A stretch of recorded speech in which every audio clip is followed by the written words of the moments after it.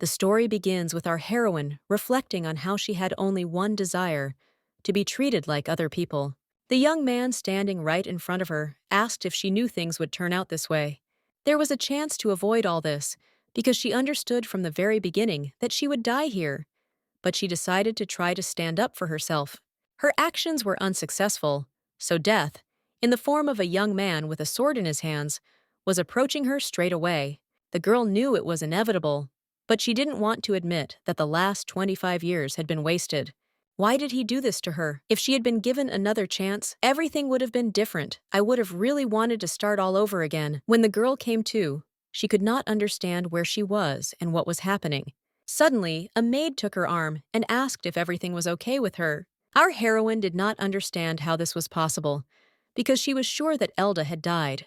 Adeline's existence became known at a banquet of nobles, but they were unwelcome guests there.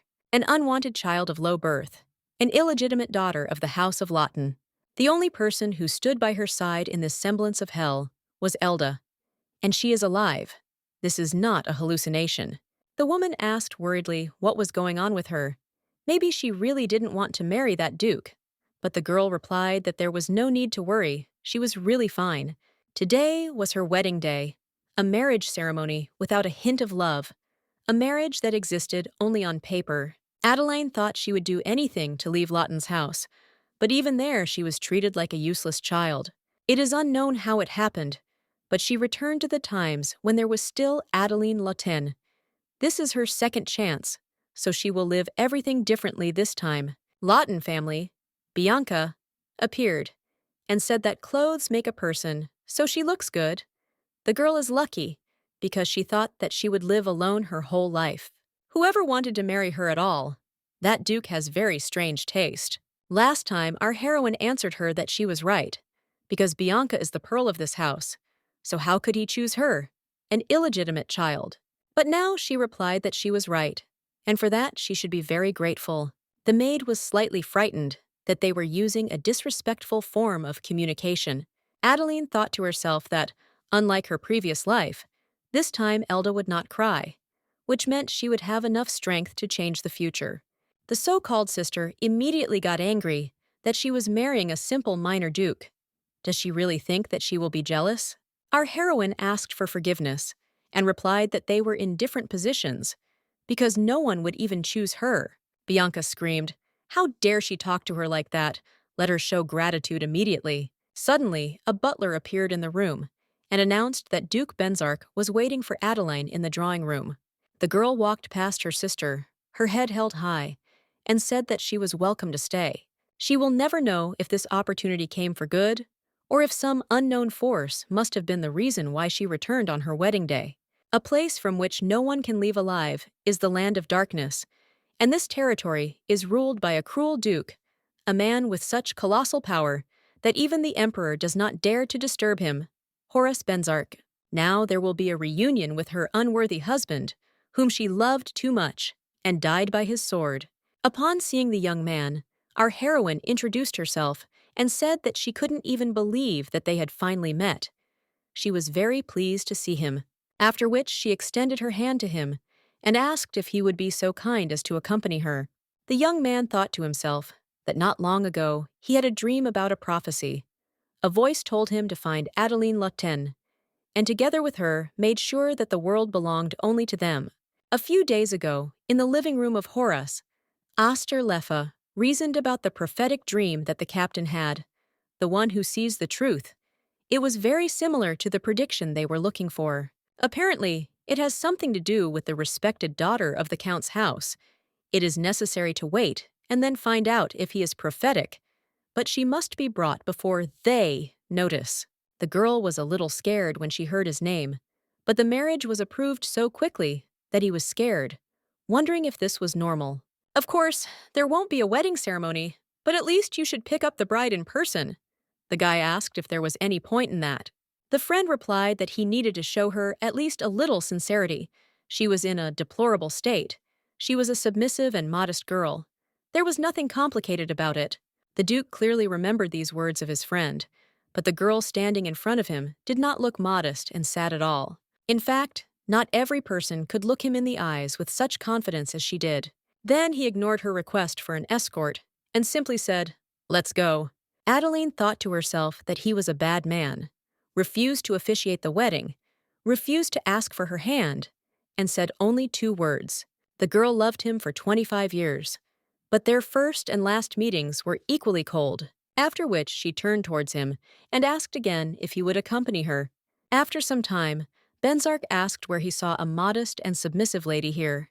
The young man laughed and replied that it was somehow strange, because when he arrived, she really behaved modestly, did not even raise her head, and was quite excited. Then he noticed that the Duchess's carriage had arrived and said that it was time to return to the mansion. When she went outside, she noted that there was nothing around, but the guy said that she would go a different way, after which he asked if the girl had heard of magic. Our heroine replied that of course, she thought to herself that he had told her about her in a past life. When Adeline asked him about something he didn't know, the guy answered as sincerely as possible.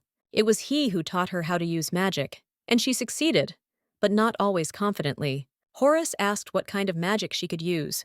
The girl asked if she really needed to show it right now, since she was tired. The Duke said he had been told that Lawton's youngest daughter was rather shy, but that was far from the truth. Our heroine retorted that if that was to his taste, then he should just find someone who would behave that way. The young man then asked if she had used teleportation before, but Adeline replied that she had not. Benzark began to activate the spell and warned that people often fainted the first time, so be careful. The girl replied that although it would be difficult to endure, she would try very hard. After some time, the young man wandered around and looked for Adeline, who should have already passed. Suddenly, a girl's voice came from behind the tree, asking if this was the duchy. What lovely trees there were around! This was simply a wonderful place. The young man was surprised by such an assessment, because usually this territory is not reacted to in this way. Our heroine stated that she would now like to make several proposals.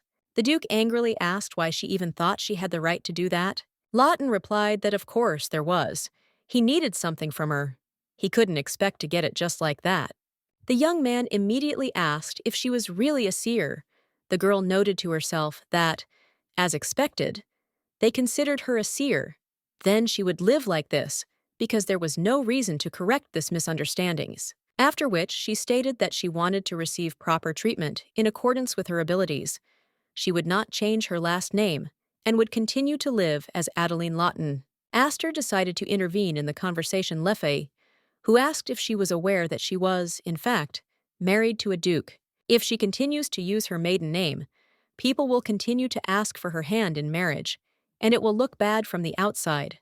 The girl laughed and replied that it was very sweet that he was worried about her. It would be great if they started doing this earlier. At the moment of discussing marriage, she would not pay the slightest attention to what others thought. The young man replied that he didn't really care, so let him do as he wanted. He thought to himself that this offer was not bad, but why did it bother him so much? But it was even quite profitable, since it relieved him of extra work. But for some reason, he did not want to allow her to do this. It's as if she's trying to minimize all associations with him. But why? Our heroine said that in public, she would behave like the Duchess of Benzark, but alone with herself and her people, she is Adeline Lawton, and also has a weakness for wedding ceremonies. When the girl wants, let him allow her to have an extremely spectacular ceremony. Until then, they will think that they are allies and will simply pretend to be married. The Duke replied that he agreed, and thought to himself that this was an excellent proposal. But why did it not satisfy him? Suddenly, the butler of the Benzark house, whose name is Maven, appeared and exclaimed that it was a great honor for him to meet the Duchess. Our heroine noted to herself that he was the only one who cared for her in the duchy. Suddenly, a picture appeared before her eyes, of some creature dragging away a young man. She could not understand what it was. Was it really a forgotten memory? The young man immediately asked if everything was okay with her, because she had suddenly turned pale. Adeline replied that she was fine. She just felt dizzy for some reason, and she noted to herself that this guy would die. But why did the memories appear so suddenly? Weren't they all still intact in her memory? The butler understood that something was wrong with her and said that the Duchess frightened him.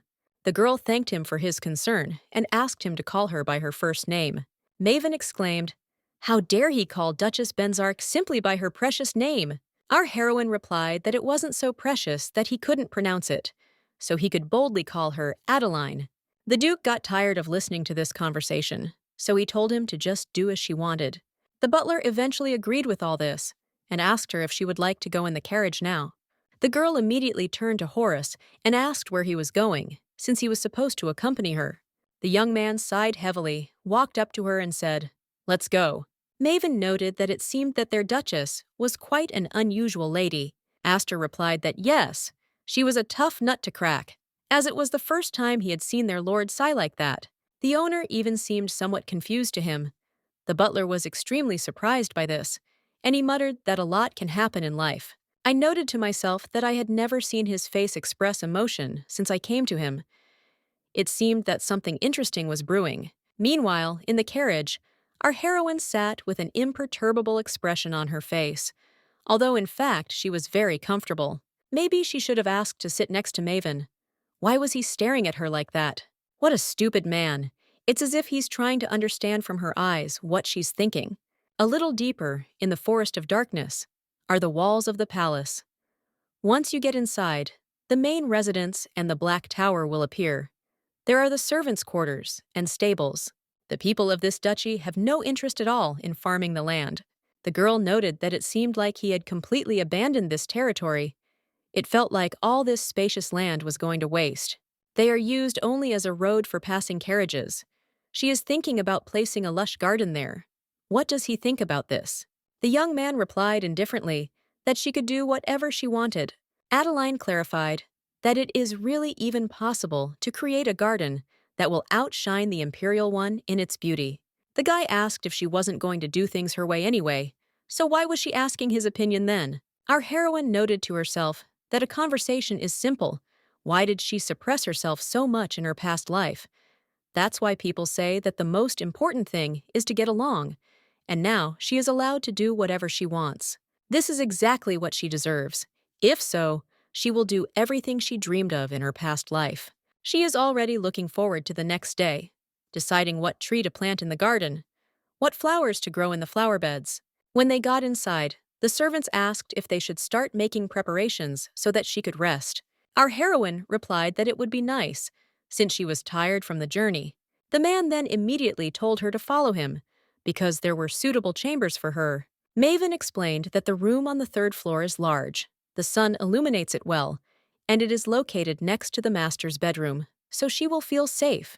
Our heroine noted to herself that she was very glad that he was alive, because the fact that there was someone in the mansion who was ready to support her was a great relief. When Adeline entered the room where she would live, she thought to herself that she was finally here. In her past life, this bedroom did not belong to her. It belonged to the woman who became the mistress of the house in her place. One day, when the Duke returned after a long absence, she was with him. Beautiful girl with scarlet hair and a bold look. Hela Alton. She took her rights for granted. But our heroine swore to herself that this time she would never lose them. Suddenly, the guy asked her if she liked the room. The guys in the background were completely taken aback by this. When the girl replied that she liked it quite well, the Duke said that that was great. Let her rest. After he left, Maven said that he was surprised because their master was not the type of person to pay attention to others' feelings. But this does not mean that he is a bad person. He just has a slightly rude character. Adeline replied that she would take his word for it, but she thought to herself that he was not really bad, but cold and calculating. Usually such people are considered terrible, but the young man said that if she wanted anything, she should ring the bell and the maid would come, after which he asked if she wanted to have lunch. The girl was surprised that it was really time already, but then she replied that she would refrain, and that there was already a lot to prepare while she was resting. When the young man asked if she would join the dinner, the girl replied that, of course, she should do her work and not worry about her. Catherine came to our heroine, who from that day on would be her personal servant. In her past life, when she first met her, the maid showed respect, but soon began to despise her. Why do people start to neglect her when she treats them well? Then Adeline sighed heavily and asked how old she was. The maid replied in confusion that it was 22. Lauder waved her hand at her and said that she would call if she needed anything, but for now she could be free. Catherine replied that, okay. She thought to herself what to do. Her reaction was alarming. Could it be that she made a mistake? The girl was so excited that she was completely immersed in her thoughts and did not notice the flower pot that she accidentally touched. Our heroine exclaimed that it was dangerous, so she immediately grabbed the maid and led her a little to the side. Catherine was shocked. What should she do now? Because this pot costs as much as her salary for 10 months. She was already shaking all over, started asking for forgiveness, and saying that it was all because of her clumsiness. Adeline said that she doesn't care about the potty at all, how she feels, whether she got hurt. The maid once again asked for forgiveness and said that she had been too hasty. The girl replied that everyone makes mistakes. There was no need to worry since she was not hurt. Then everything was fine, and she shouldn't worry about this flower pot. The Duchess will invite her to her place in the evening. Behind the door, the maid thought that her ladyship was simply a wonderful girl. She didn't expect that she was like that. It was stupid to be jealous, having heard about her marriage with the master. The Duchess, like a doll, simply cannot believe that she is now the personal servant of someone like her. It is necessary to immediately tell everyone what a beautiful and amazing wife their master has. It will make her the most respected person in the mansion. Meanwhile, our heroine did not understand why her ears suddenly started to burn. After some time, the Duke caught himself thinking that he couldn't get Adeline out of his head. He has no desire to worry about such a girl at all, so why does it bother him anyway? Astor entered the office and said that he would like to talk about plans for the future, but he was also interested in what the Duke was thinking. Benzark replied that if he intended to say something stupid, then he should just leave. But if it was about the prophecy, then it was a completely different matter. The woman said that she would open his eyes. Perhaps this meant that he would be able to distinguish between Dev and Akur. Leffa objected that his question was not about that, but just don't tell him that he was going to continue calling Adeline. This woman. Now she is a duchess. If she continues to be treated like that, the servants will despise her. Horace was indignant. Did her title even matter now? They had a lot of things to discuss.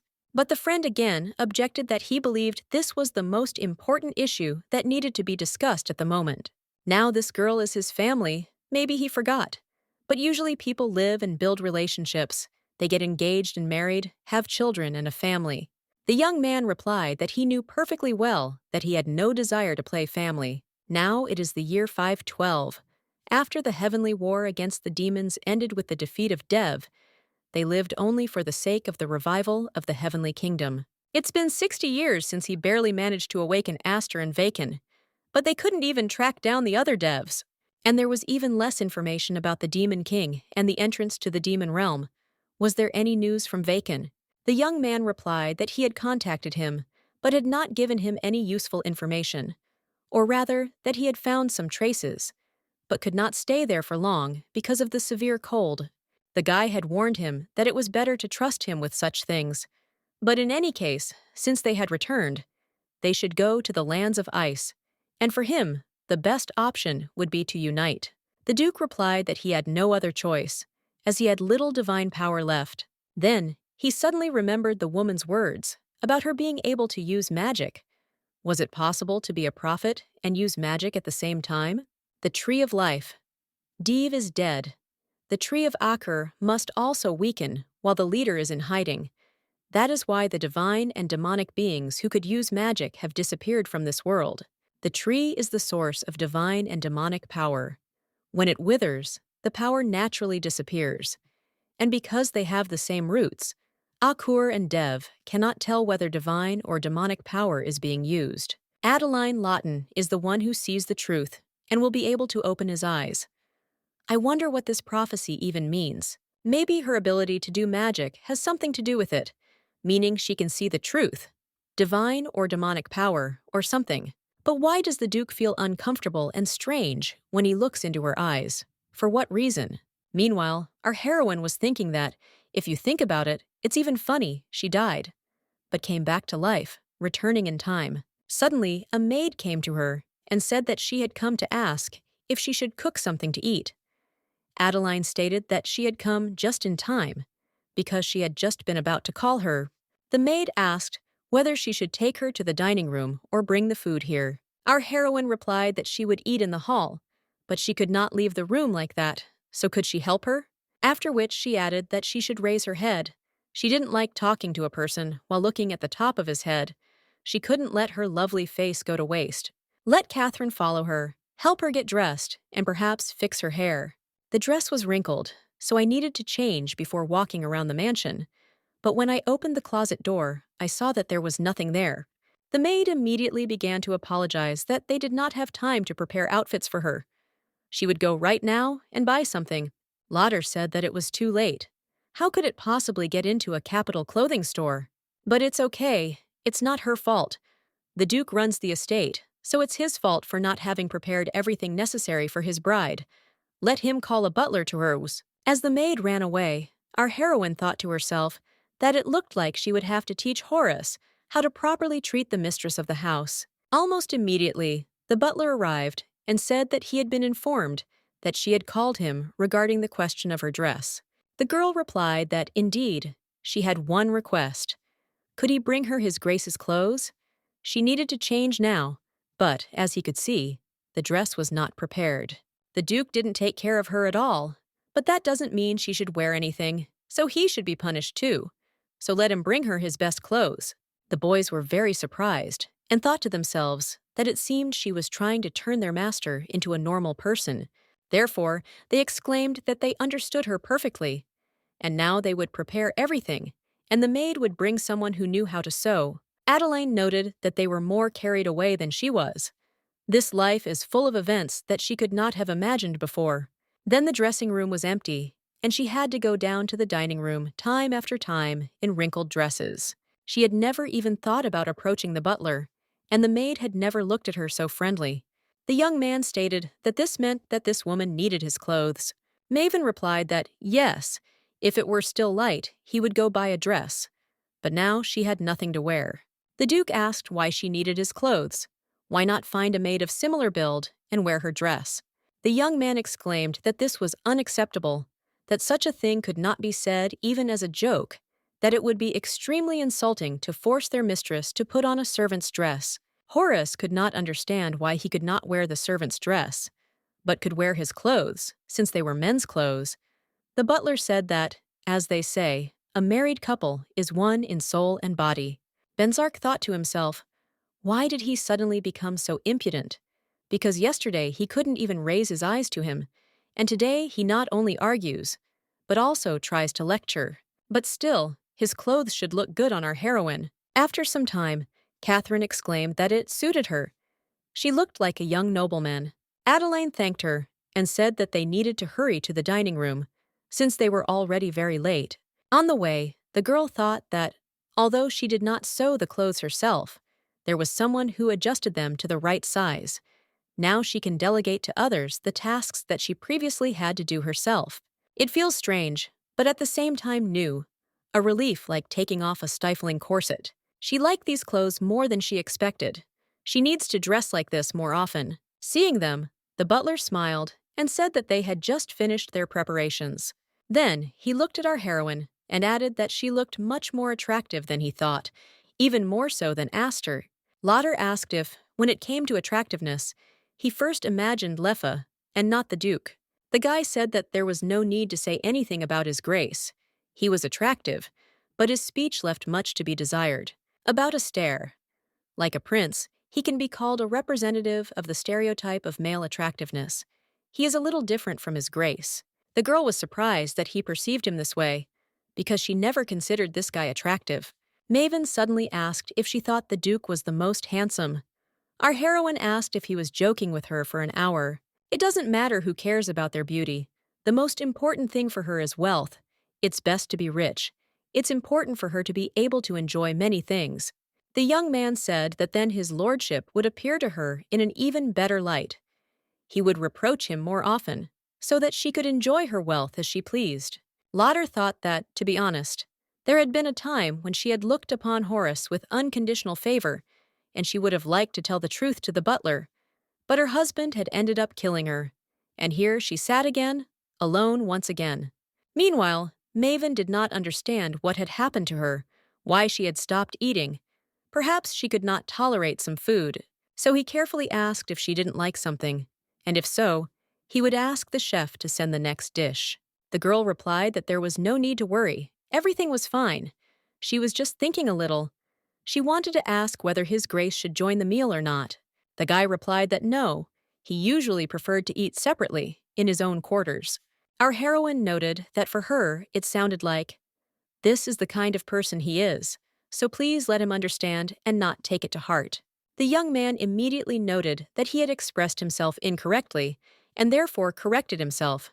But Adeline said that he had done nothing wrong.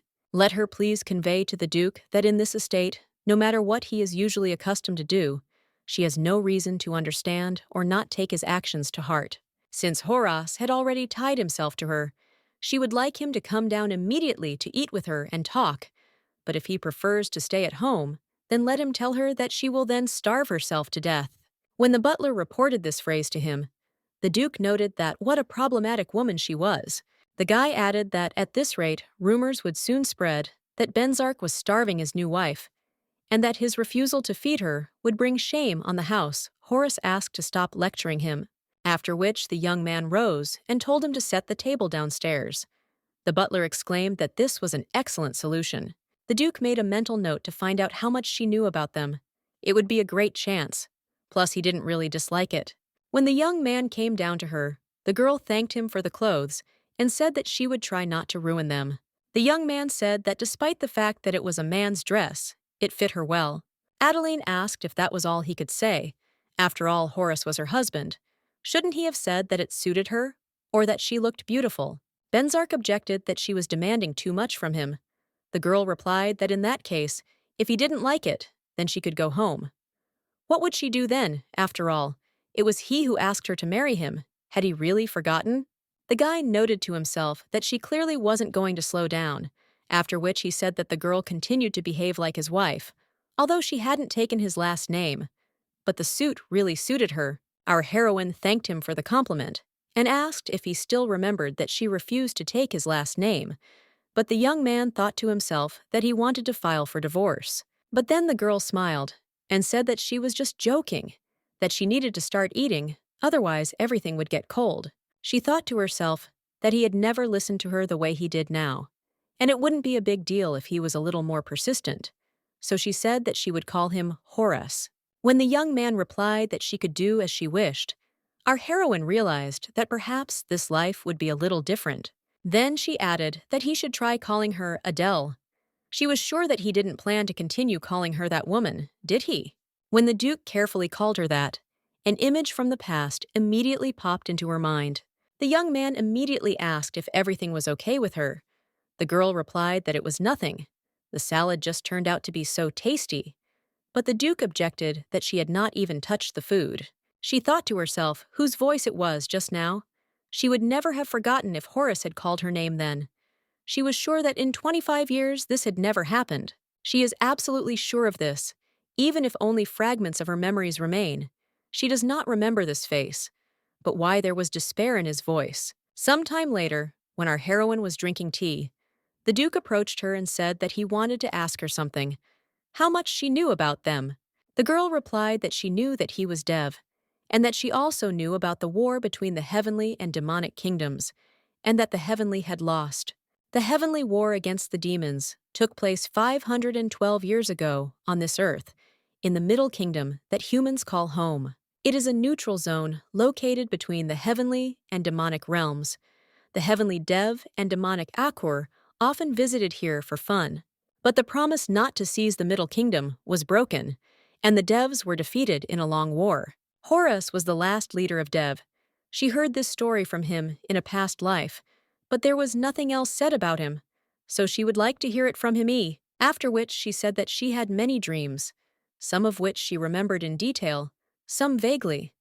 So she would like to hear his story, how he was born, lived, and what he plans to do. The guy was surprised by this question, because it seemed like he had never really thought about himself.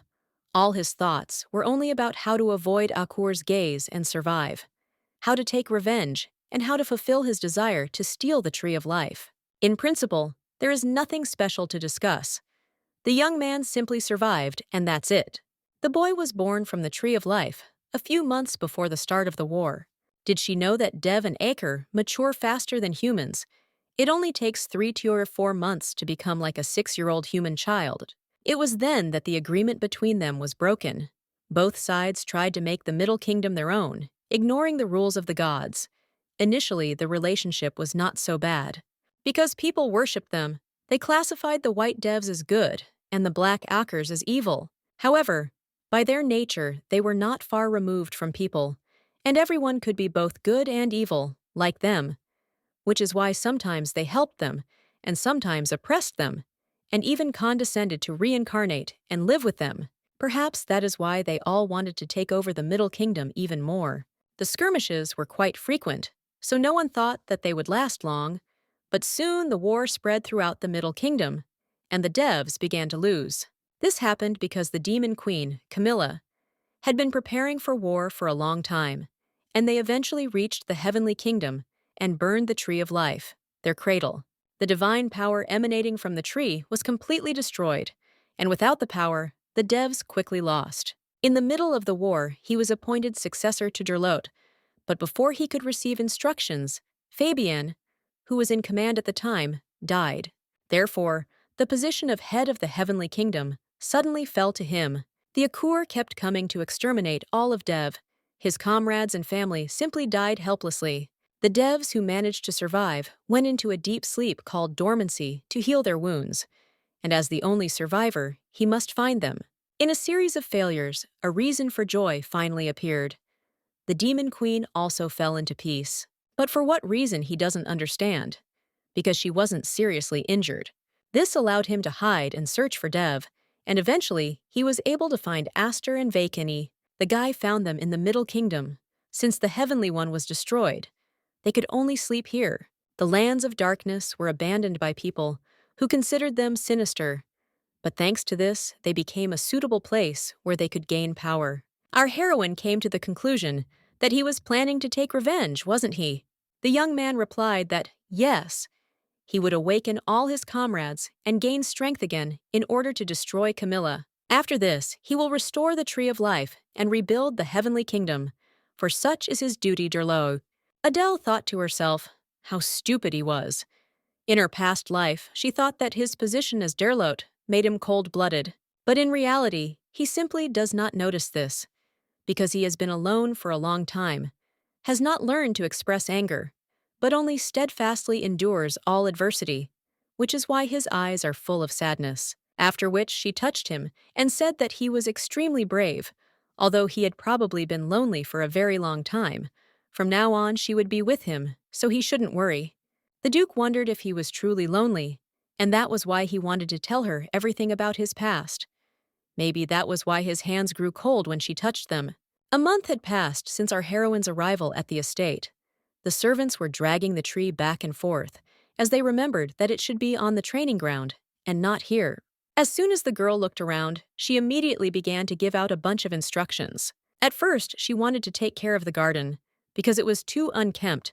Let her hire a gardener and an architect too. Horace had an automatic answer for everything. Let her do it the way she wants.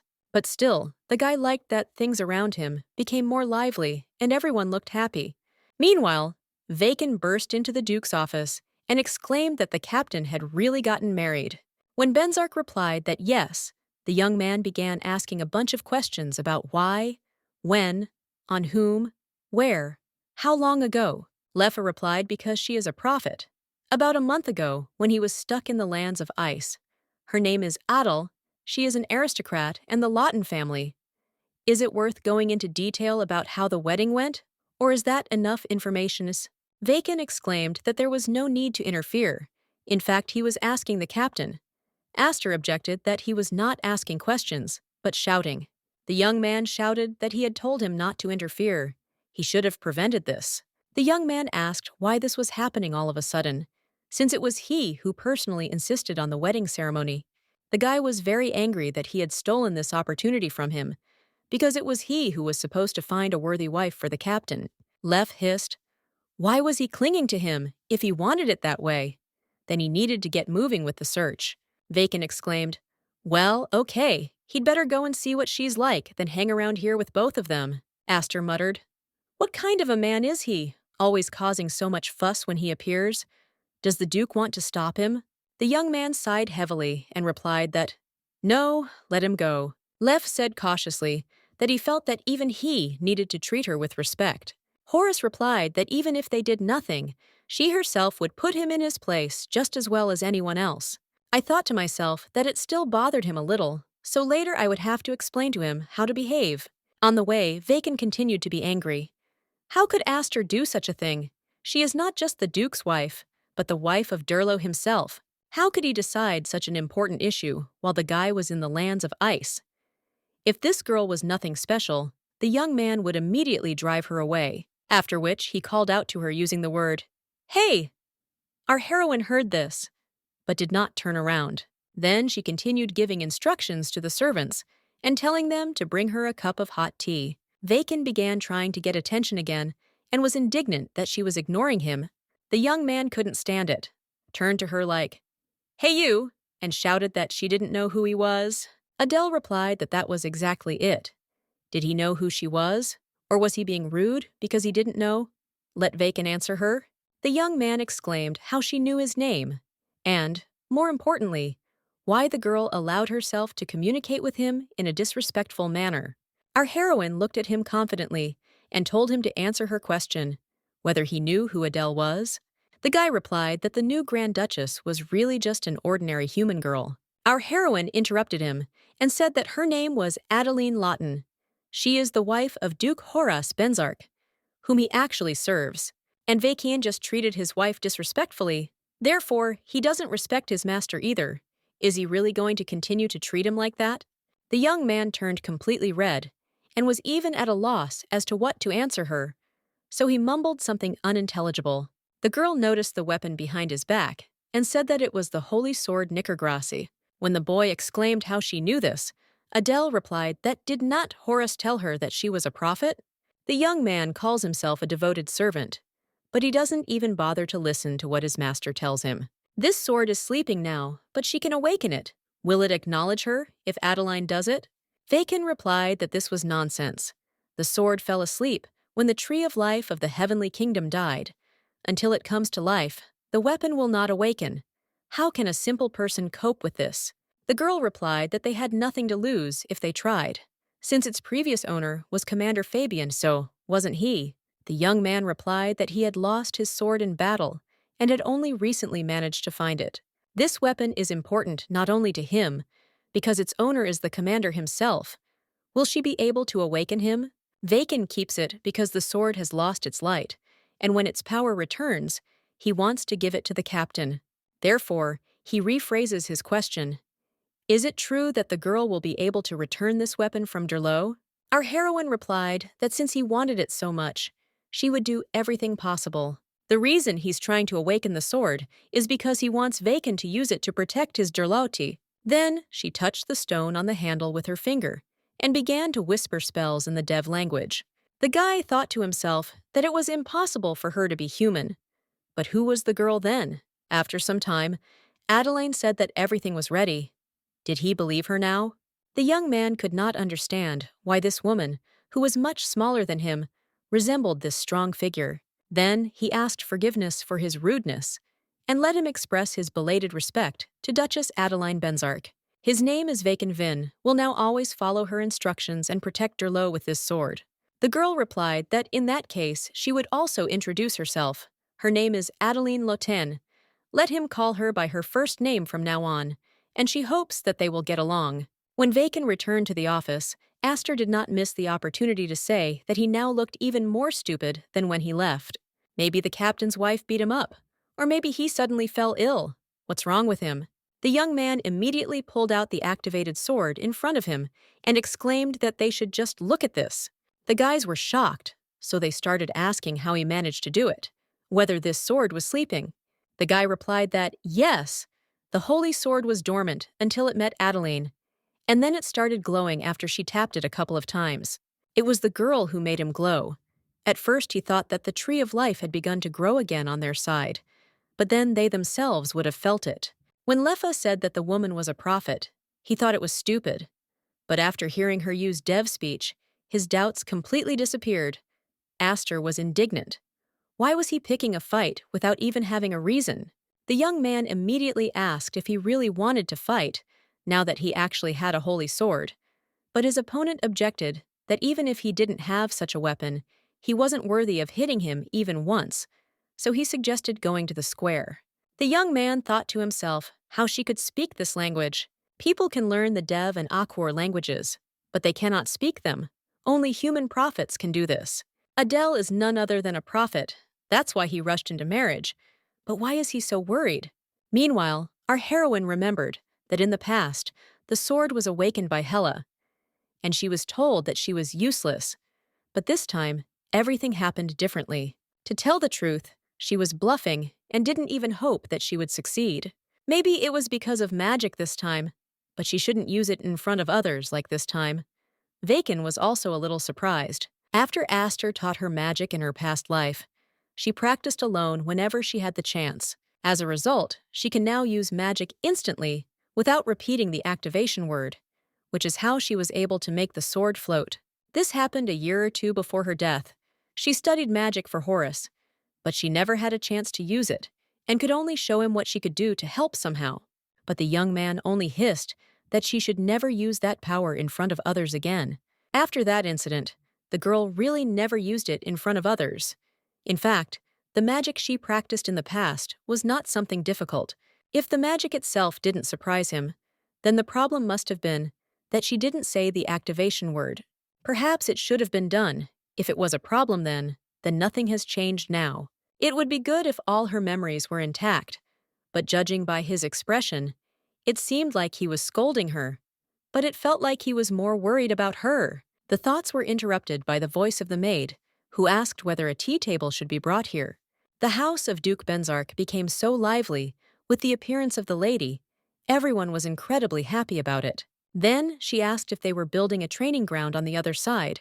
Our heroine replied that yes, they would hire new knights to help the Duke. The maid noted that the lady never stops coming up with new things. It's very cool. Adele thought to herself that it was because her past life was boring.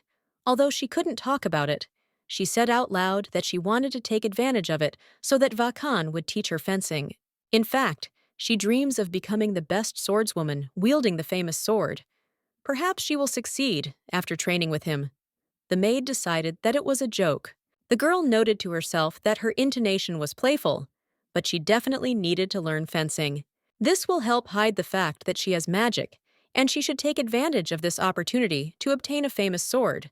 With it, even if she uses an aura blade, people will be convinced that she is a simple swordswoman. Previously, the young man always told her to hide behind his back, but she doesn't want to do that anymore. Then, our heroine said out loud that she sincerely wants to become stronger, so much so that no one could influence her. The maid said that she was not sure what she was worried about. But please don't. The mistress is already strong enough, so no one would dare to pressure her. Adelina was very pleased with these words, so she thanked Rebecca. After some time, our heroine had a dream about Aster, asking if they really needed to take her with them.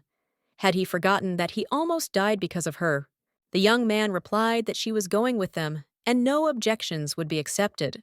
The girl was very ashamed. No one had ever expected anything from her. But why did Horace continue to take her with him? When asked what she had found out today, Adele replied that nothing, no answer again today. She couldn't help him. Waking up suddenly, our heroine thought about when these memories would stop causing her emotions. How much longer will she have to prove that she is useful in order to erase the memories of the past? But now this room belongs to her. It is not that wretched and cramped closet, but chambers that are worthy of a real duchess. Now the young man does not come to her every night and does not interrogate her. The girl should be happy, but why on the night when he didn't come, she feels so lonely? She definitely hates and despises him. But how wonderful it would be if her heart forgot about him. 2 months later, Aster was wondering how they managed to build the building so quickly, what it would be used for, and whether Adeline had accidentally told him. When there was no answer, the guy realized that he simply didn't know, and came to the conclusion that now everything could be found out more quickly from the Duchess. Vakan thoughtfully said that at this rate, soon they would call her captain. Although she was already a captain, since she was married to him, Leffa was surprised why there were suddenly so many compliments addressed to her. Lawton suddenly appeared, explaining that it was a new dormitory for the knights they would hire, but she privately thought that she had actually used magic to help complete it, but she wouldn't tell anyone. The young man asked why they needed a dormitory since their nightly order was not that large. The girl replied that in addition to Dev, they would include mercenaries in its composition. The young man couldn't resist and asked, in a rather uncensored tone, what kind of nonsense was going on. The Duke muttered that he didn't remember being told anything like that. Adeline replied that this couldn't be. She wouldn't have made such an important decision at random, because she clearly remembers that Maven gave her permission. Somehow it's strange. Horace began to vaguely remember how he had been on autopilot, agreeing to everything she asked. Aster hissed that he urgently needed to talk to the captain, so he needed to step away for a minute. Viken asked what she meant by a knightly order. She said that there would be mercenaries instead of regular knights. Did she know how rude they were and how difficult they were? Our heroine replied that she knew, but how long were they going to act as a trio? Dev is a bit small, not to mention most are dormant, so it will take time to wake them up. They need to get the info on Akur and wake up Dev. Even if they recruited ordinary knights, how many of them would be able to pass through the forest of darkness? Aster finally realized why she had decided to recruit groups of mercenaries. The girl replied that yes, they were driven by the thirst for profit, and she did not think that this was particularly bad. She even thinks that they are similar in that they become increasingly harsh in order to survive. "So let Leffa teach them properly," the boy exclaimed. "Why him, and why so suddenly?" He had never trained people. The girl replied that everything was fine. The young man would definitely cope with everything, and she noted to herself that it was he who had trained mercenaries in her past life. Then she turned her attention to the guys whose eyes were shining, as if they were saying, "Ah, what about them?" Adeline couldn't help but laugh, then apologized and said she didn't mean to, but they both made puppy eyes, so she couldn't help herself. Wiping away tears of laughter, she added that she had other business with Vaken and that she needed to discuss something with Horace. It was very good that the young people had all gathered here together, after which she noted to herself that they would definitely think she was crazy, but she said that she wanted to make a passage through the forest of darkness. The Duke didn't even listen to what she tried to explain further, and answered briefly, "No." Lawton noted that this was the expected answer, so she asked him if he thought she would suggest such a thing without thinking. Benzark replied that even so, he forbade it. She could decorate the mansion, plant a garden, even build new military training grounds, and create a knightly order. None of this mattered, but even she would not be allowed to fulfill her last request. Our heroine objected. Had he forgotten that she was a prophet? Did he really think that he didn't know that in the forest on these lands there were plants from the heavenly kingdom? The young man was indignant that even knowing this, she still planned to do something so ridiculous. Adeline flared up. How could he know if it was ridiculous or not, if he didn't even listen to her properly? She will never do anything to harm him or Dev. Her goal is to fulfill all his wishes in 10 years, and she wants to spend the rest of her life on these lands in comfort and prosperity. Aster was surprised by such a short period, because they expected to manage it in about 200 years. Adele replied that it was possible for her, so she asked Vakan to start teaching her how to wield a sword from that day on. It looks like she will have to protect her doubting husband herself. The guys looked at him in complete bewilderment, because how could his wife protect the captain? The young man hissed that he would finish them off if they started laughing, but the boys couldn't contain themselves at all. When everyone had laughed enough, the girl asked if they would now listen to her. She would tell them why she wanted to make a passage through the forest of darkness. Firstly, our heroine plans to go to Melvine Island. Aster was confused, so he said that they were just discussing the lands of darkness. So why this island all of a sudden? Viken was also surprised if she was going to go there personally. It was too remote a place, so it was impossible to teleport, and the journey by ship would take about a week. The girl replied that, yes, she would go on her own, plus she would stop by Mccraine. When the guys objected that this was a scary city where all sorts of crimes happened, Adeline replied that she knew about it. She has 3 good reasons. She did say that she plans to make a road through the forest of darkness, but that's not all. She knows what this forest means to Devo. The strange plants that fill these lands are, in fact, divine plants. Because they took root in the Middle Earth, they began to look strange, but their amazing powers did not disappear anywhere. They protect the Benzark Duchy, and if normal people set foot on these lands, they will be captured by the energy of the plants and will go crazy or die. It is impossible to resist divine power, but it is possible to resist the embodiment of divine powers through the bodies of ordinary people. The girl understands what they are worried about, so she said that after the Great War, the devs, who received a bad prediction, planted divine seeds on this earth. In order to increase their power after losing the divine lands, they did not want these lands to be open to everyone, but she can both close and open the road there.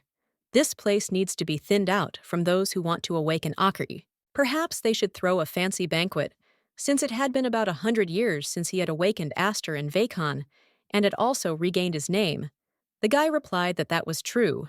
The girl asked if he was currently waiting for a chance to enter these lands. She could learn about the awakened Akur with the help of those who got there. Our heroine assures him that the life of those who return from there will not be long, so the reason to go to Maven Island is connected with this. She knows all the theories, but if she wants to open the road, she must first get the materials. The guy asked if it was necessary to go for this, since there were enough materials here. The girl replied that if the issue was only about materials, she would have stayed, but the food here was terrible. In these parts, it is difficult to personally select servants, so while he is implementing his plans, he will also introduce them to a special cook who lives there. Besides, he has a high-speed boat to get to the island. Aster asked cautiously if she had to go that far. Our heroine replied that, of course, she had just explained everything, or perhaps he didn't have enough facts. Leffa replied that this mercenary was from the famous city of Mccraine. It was possible to borrow a ship from another place. It was too dangerous. And what if he was inadequate?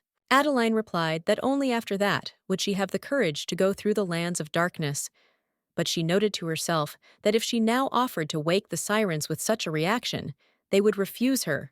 So she simply added that she had reasons for boarding that particular high-speed vessel. The young man said that it was difficult to understand now, but as soon as she left these lands, she would have to understand that there were only enemies around, and the girl was an important person for them. Our heroine replied that she was pleased to hear this, but she also had a lot of things to do for them.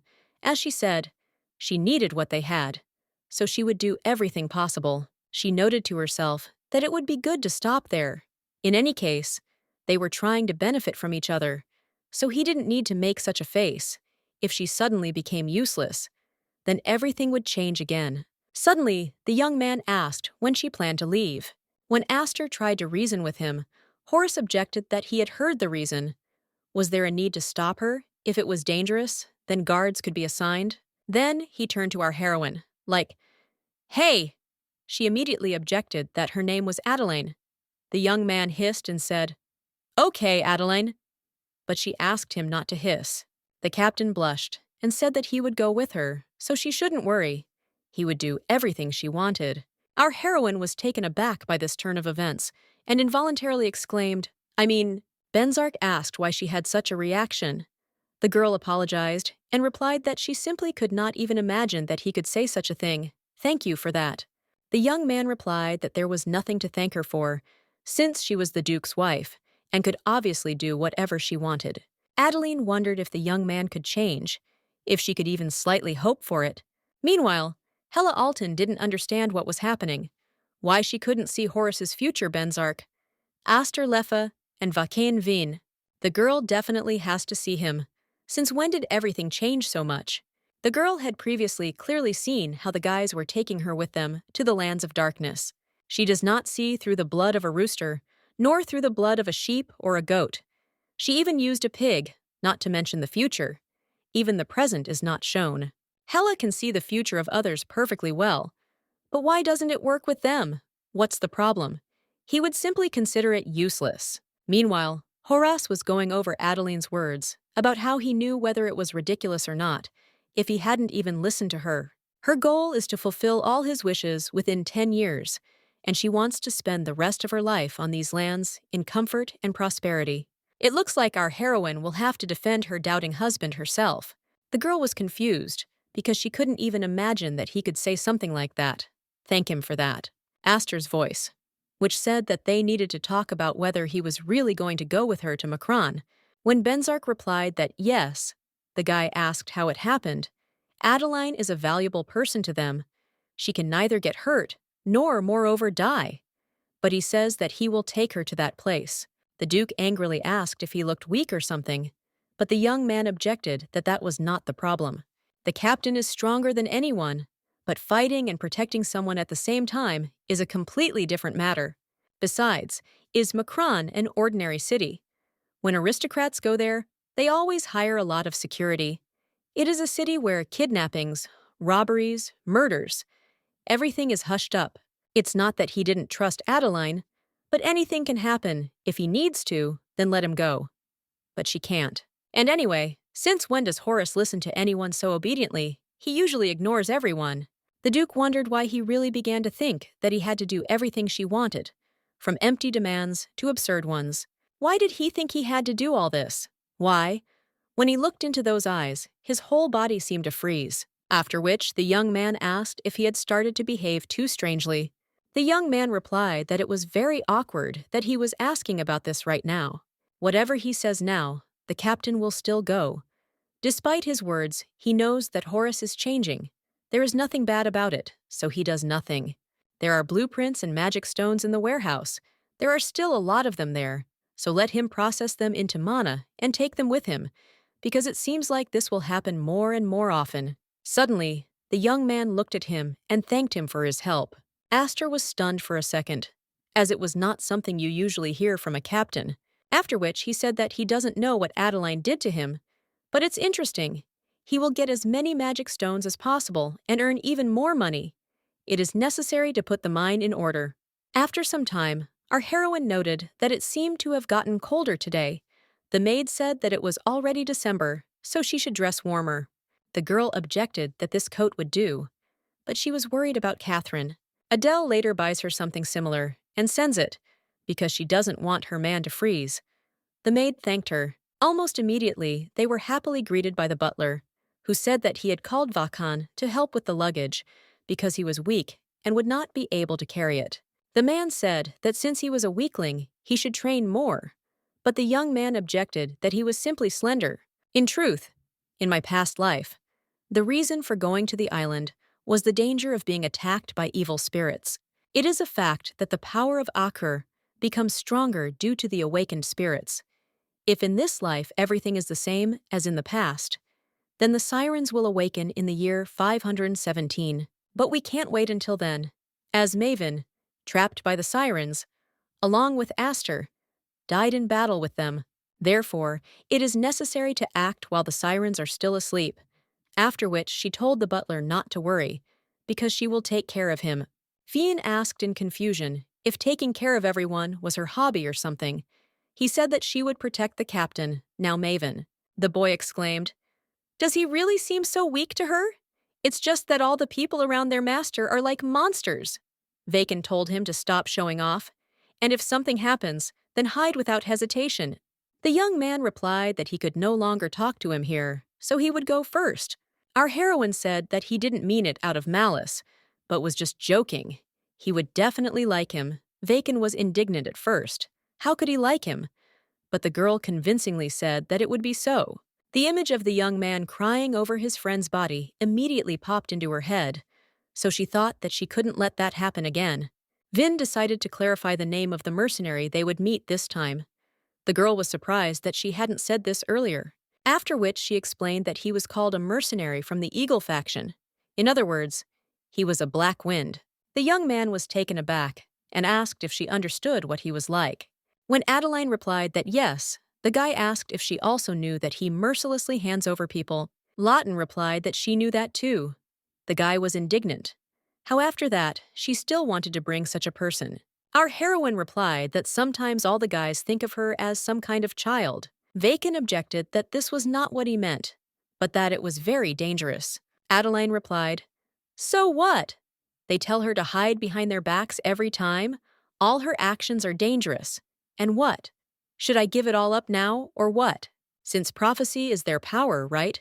The guys must be worried. You can draw such a conclusion since they are so worried about her. But she is not a doll who will act as she is told. A few minutes ago, a guy asked if it was her hobby to take care of everyone. She must look so small and weak in their eyes. She doesn't think she can hold a sword. But let her remember that she is the one who made this sword glow, which means that she also has the power to protect someone. Thanks to someone, she already understood that it is not worth just hiding behind someone else's back, so let him understand her too. After some time, those who were about to set off on their journey teleported to the right place. The Duke immediately asked if everything was okay with her. The girl replied that everything was fine. This time, it was not as difficult as it was the first time. Vaken was surprised to himself that she was okay, only the second time. But it was not surprising, because she was not an ordinary person, but a seer.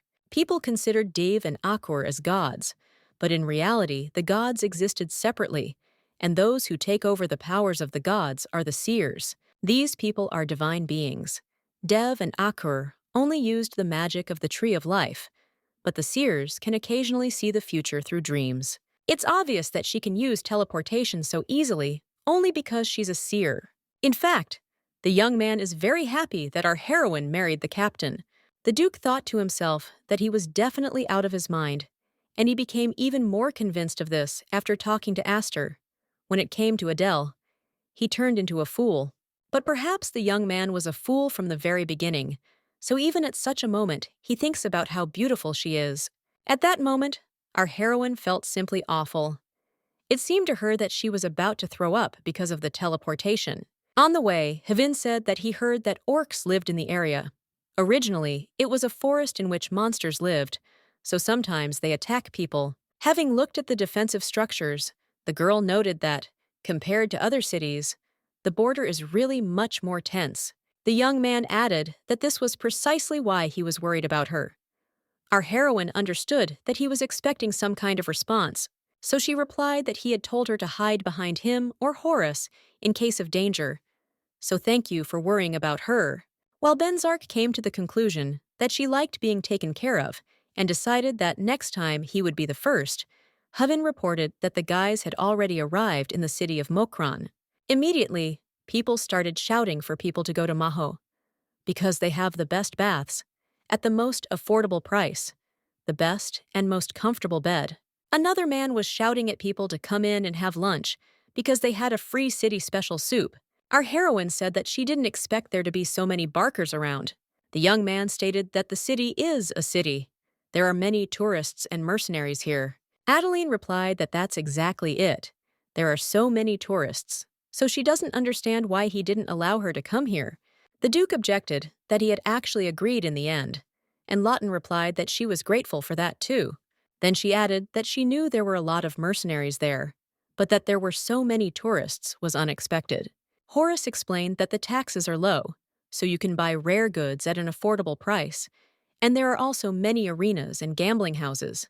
Many people come to see it. Our heroine noted to herself that she thought that he was already tired of explaining everything to her, but it seems she was wrong. Suddenly, a cry was heard that a tournament of the strongest would soon take place, and a real beast from hell would perform. After catching the leaflet, Benzark asked if there was another reason why the streets were so noisy. Vaken replied that at that time in Mccraine, there was always noise precisely because of this, then asked the girl if this was the first time she had seen it. At this time, Adeline was reading what was written on the leaflet.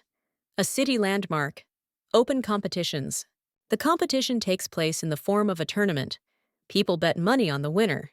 If the bet works, they can win a decent amount. And she, as a person from the past, knows perfectly well who will win this game. Lawton remembers the words of the captain of the Eagle faction. He said that, "It is obvious that the fighter from hell will make stupid mistakes and lose." Remembers how people complained that this was a competition where the organizers made money off the spectators. Since our heroine knows very well who will win, she asked why they don't earn some money today.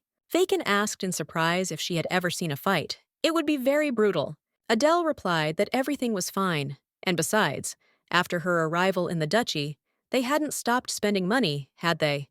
And they had decorated the garden and built a building for the knights and changed the interior. So this time she's going to earn some extra money. The guy asked if she wanted to place a bet. The young man is an excellent judge of character and will immediately understand whether he will win or not just by looking at him. If she doesn't know who to bet on, let her just tell him. Then he remembered that she was a seer and added that he thought he would choose the same one as Lawton's. While Haveen was suffering from his own stupidity, our heroine asked the Duke if he would participate. Scratching the back of his head, the young man thoughtfully asked what bets were anyway. The young man exclaimed that the captain had lived for 500 years and did not know what bets were. How was this possible? Horace replied that he had no time at all to do useless things. The young man objected that betting was not a useless thing. It was like a life-and-death battle. Benzark asked how they could play with something like that. Do their powers appear out of thin air? Vacan exclaimed that it was Roman. Doesn't he know that too? Then he began to explain that, simply put, like gambling, if it's tomorrow, then the information about the fighters must already have been posted on the board. They just need to choose who to bet on and put in the money. The Duke noted that the coefficient of popular fighters decreases, while that of unknown fighters, on the contrary, increases. Our heroine must have some other reason to earn money. The girl said that he was very smart, and she noted to herself what kind of facial expression that was. In his past life, he had also made such a warm one. The captain tapped her on the forehead with his finger and said that there was no need to get too carried away with gambling, because they already had a lot of money. There used to be a man named Polan. He loved fighting very much, but he went bankrupt, so Horace helped him. But as soon as he got the money, he immediately spent it on gambling. There were such people in those days too, but if the girl wants to experience the thrill, then he must work hard so that she never dies of hunger. Our heroine immediately blushed and objected that such a thing would never happen. The young man noted to himself that this was the first time the captain had spoken about the past, this special event. Even when they first asked him, he did not answer anything. Looking at how Adeline was indignant and asked him not to treat her like a child, the guy noted that Aras really wanted to talk about this only with her. It was very interesting to see him like this. The Duke didn't like this strange atmosphere at all. Then the young man exclaimed that he had to go to the room first, because he had spent a lot of effort to find it. Adeline thanked him for taking care of the accommodation in advance. Vacan replied that he believed that she could not sleep in just any place, but even if she could, the captain would be very angry. At the hotel, they were met by a man who exclaimed that these were their guests. It seemed they had booked one royal room for couples and one suite. Our heroine was surprised to herself that this was a room that simple aristocrats could not afford. Could it really be for her? Then it dawned on her that in addition to the royal room, they were also talking about a room for couples. The man immediately began to advertise a bedroom for two and said that it had a huge bathtub, so they could have a good rest. Adeline looked at Vassan hopefully and asked if it was true. The young man did not suspect anything, so he exclaimed for her to enjoy. The girl immediately began to mutter that they would really use one room. Perhaps they should choose another for Horace. The Duke interrupted her and said that, after all, they were married. Wouldn't it be strange to use different rooms? Lawton didn't understand what was going on. She had never seen him share a room with anyone, not even her, technically his wife of 25 years. When Adeline whispered that it would be uncomfortable for him too, the young man asked her why she thought that. Did she really dislike sharing a room with him that much? The girl tried to calm herself down and persuaded herself not to ask what he meant. No need to repeat the same stupidity. No need to fall in love with him again because of sweet words. Our heroine has come so far already, so she just needs to focus on protecting her place and not getting hurt again. So she sighed heavily and replied that, okay, since it was already booked, there was nothing to be done. Let them show me their royal room quickly. My legs are simply unbearably sore. The young man muttered that, okay, he would do as she wanted, he had promised. A couple of minutes later, the man solemnly introduced them to the royal room for couples. From the layout, our heroine realized that they would have two different rooms, which could not but please her. But then, I was a little disappointed that now it was clear why the young man was so calm. The Duke went out onto the balcony and called Adeline to come over for a minute. The beautiful view simply amazed her. The whole city was as if in the palm of her hand. When asked if she liked it, our heroine exclaimed, Of course! The guy thought to himself that this was a feeling he had never felt before. He would like to continue to see her smile, but he even liked it. Meanwhile, Coteen reported that interesting people were seen at lunch. A girl dressed like a man, one nobleman, and one guard. The captain replied, "So what? How could they be interesting?" The guy explained that they had rented the king's room at the Maho Hotel because he knew it was a bedroom that couldn't be booked during the fighting season. The man stated that it meant they had a lot of money. He hated being bored, so let him bring the girl when she was alone. Then they could touch some coins. After some time, our heroine admired how beautiful the lace was. She had heard that this area was famous for it. Vacan said that if they hadn't come here, Adeline would have been offended by them for the rest of her life. After which he asked how long they would stay here. He needed to be informed so that they could prepare a carriage to the capital in advance. The girl replied that 3 days would be enough, but she thought to herself, because when it is more important to get to Maven Island, if these are mercenaries from the Eagle, then tomorrow, as soon as they smell the money, they will immediately get in touch. Fiend said that he would then go to the communications salon, and the two of them could look around here for now. Our heroine looked at the Duke and said that, in that case, they would continue shopping for now. After a while, Lawton thought that she had never expected him to continue to carry out all orders without saying a word. When she wanted to take at least one package from him, because it was probably heavy, the young man objected that it wasn't worth it. He thought that she had something else to see. Our heroine thought about how they would go shopping if he was already so busy. So she said that Horace was obviously tired, so maybe he would take the bags to the room and come back, and then they would have some tea together. In the meantime, she will go shopping here on her own. The young man asked if she could handle it alone. Lawton replied that yes, he should come back quickly. Ladies sometimes want to go shopping alone. Waving her hand after him, our heroine thought that while no one was there, she needed to check something. On the way to the hotel, the Duke began to notice that someone was following him and following him. As he turned the corner, the observer began to get angry to himself. Where was Horace rushing to? If he let him go, he would be lost. But suddenly, the Duke grabbed him and angrily asked what he was doing. Why was he following him? Depending on his answer, the young man will decide whether to kill him or spare his life. He noted to himself that he had not come to kill him. Was he really just going to rob him? Then he let the stranger go and said that it would be better for him not to catch his eye again. As the attacker fell to the ground, something fell out of his pocket. Benzark picked it up and noted that it belonged to the Eagle mercenary clan. So why would they be chasing him? Meanwhile, our heroine decided to try something and used her magic. The magic she practiced was infinity magic, which was a normal spatial magic that expanded a limited space. She heard that since it was a very ancient magic, it was difficult to use. Horace had reacted the same way in the past. It was obvious that she had a special gift, and to be honest, she liked it. I wonder when the Duke will return. She recently asked the store owner to inform her of his arrival. Perhaps they missed each other. But suddenly, a voice was heard saying that their drinks had been brought. It was very strange, because she was going to order when the young man returned. Suddenly, a man ran into the room and immediately put a handkerchief to her face. The girl found out that it was Cosine. She didn't expect that they would meet like this, without Benzark. This is the deputy head of the mercenary clan, Eagles.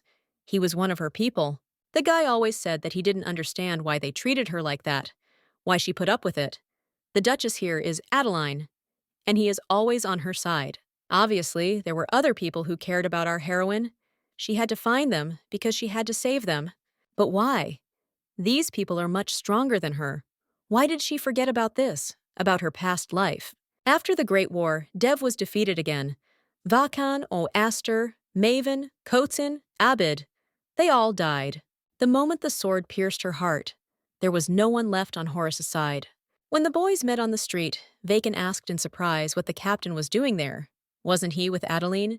When Benzark reported that she sent him to his room, saying that he was too loaded with bags, the guy could not hold back and began to laugh loudly. The Duke was indignant to himself. Why did he cross paths with him? It turned out that he obeys every word of that woman. The young man noted to himself that without realizing it, Horace was embarrassed that he had seen his weak spot. It must be admitted that Lotin was simply incredible. after which he asked where the girl was. Maybe she was waiting somewhere nearby. The young man replied that she said she would stay and continue shopping. Vacan shouted, "Does this mean that she is somewhere alone now? This is Mccraine, a city where you don't know what will happen. Even men only move around here with security. How could he leave Adeline alone?" The guy turned around abruptly and started walking back, thinking to himself that he had lost his head because of that smile. What a fool. What was so good about her offering to have some tea? I hope nothing happened. The man replied that he did not know what he was talking about. They had never had such a guest. Vin asked him to think carefully. This is a beautiful girl with white hair and purple eyes. The guy objected that he should think for himself, whether he knew how many people were disappearing nearby. How can a young man remember everyone? She probably just went for a walk. When he added that he did not remember the lady with white hair, dressed in men's clothing, the Duke suddenly grabbed him by the throat, after which he hissed, "Did they tell him that she was dressed in men's clothing? How did he know about it? If he knows something, he better tell you quickly, otherwise he'll die right here." Vacan shouted that he could kill him like that, and if he did, they would not be able to find the girl. So the Duke let him go. Then Havin sat down opposite him and said that the guy himself said that many people were disappearing in the area. Wasn't he afraid of being one of them? Did he remember anything now? Stuttering, the young man said that our heroine had been taken by the black wind. Meanwhile, Adele began to come to her senses. Her head was splitting wildly, and she heard an argument about how, after all, he was told that he shouldn't be rude to her, why she lost consciousness. Our heroine was thinking about what kind of memories these were, what happened when they were all dead. Now Dev have obviously become stronger. They are not so weak that they will die in an instant. Have Akur awakened? Dev's fall is still far away. If she slowly regains her memory, then perhaps she can change everything. The guy said that if she woke up, then let her answer the question. Stop thinking already. The girl decided that she needed to sort out the situation first, and then said that she wanted to meet them anyway, and they made things easier for her. Then she greeted Abbid. The young man said that her face was unfamiliar to him, so how did she know his past name? Pushing aside the sword he had pointed at her, Adeline said that she would regret it if he was killed. The guy noted that she was funny. Did you know how many times he had heard something like that when dealing with aristocrats? Our heroine asked why she should know this. In any case, his goal is money, so there is no need to waste each other's time. The young man asked why she was so sure that it was only money. Adeline replied that it was simple. If you think about it a little, then she stayed in the best hotel, where even an aristocrat would have a hard time renting a room. And here the grandfather is all alone, without protection, walking around the city, and this is an ideal chance for kidnapping. Some people, without a second thought, do not take security with them, but there are those who are so strong that they simply do not need it. Suddenly, a shrill cry was heard from one of their men, who was shouting that some kind of monsters had gotten to them. The doors then opened, and the Duke appeared with Vacan, who declared that they should not even try to escape.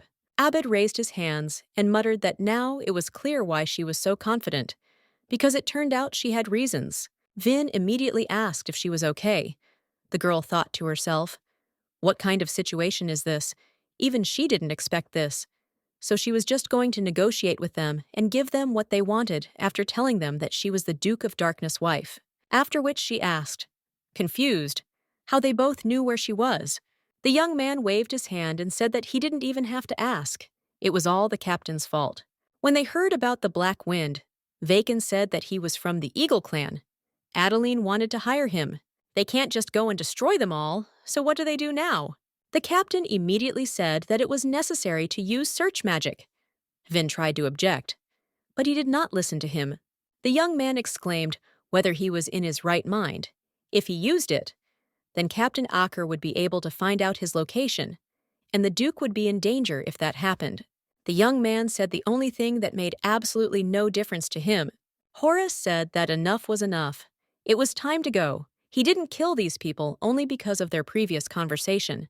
The girl now couldn't help but think that he had come to save her, but the guy wasn't that kind of person, so why did he continue to confuse her? Taking off his hood, Abbid said that he had never seen anything like it. Maybe they could explain something. Our heroine thought to herself that she had completely forgotten about her goals because of Horus, after which she asked for forgiveness and said that she had not expected this either, so she would introduce herself, albeit belatedly. Her name is Adeline Lawton. She is the wife of the Duke of Darkness, who stands next to her. When the young man heard who this guy was, he felt very uneasy. The girl sat down opposite him and said that now they could talk. Abbid thought to himself that these were not negotiations, but threats. Suddenly, Adeline offered him to become her husband's faithful knight.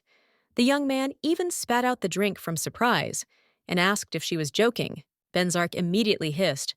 Was there something he didn't like about his wife's words? Stuttering a little, the guy asked if she understood what mercenaries did. Our heroine asked whether she would suggest this without knowing all the details. Abbid objected that this was not what he meant. For wasn't the Duke the one whom even the Emperor did not dare touch? Why would they even need a mercenary like him? Besides, the Black Wind has too bad a reputation. Lawton replied that she was well aware of Kanta's reputation. He was into anything that made money, and their name meant that after them there was only despair, didn't it? The young man could not resist asking who she was, and how she knew his old last name. When the girl answered that it didn't matter where she knew it from, but what was important was that she knew about it. The guy asked her to explain anyway. He thought to himself that they had so much money. Why would they need it? If he was the Duke of the Darklands, he could hire anyone he wanted as a knight. After which it dawned on the young man why they were interested in them.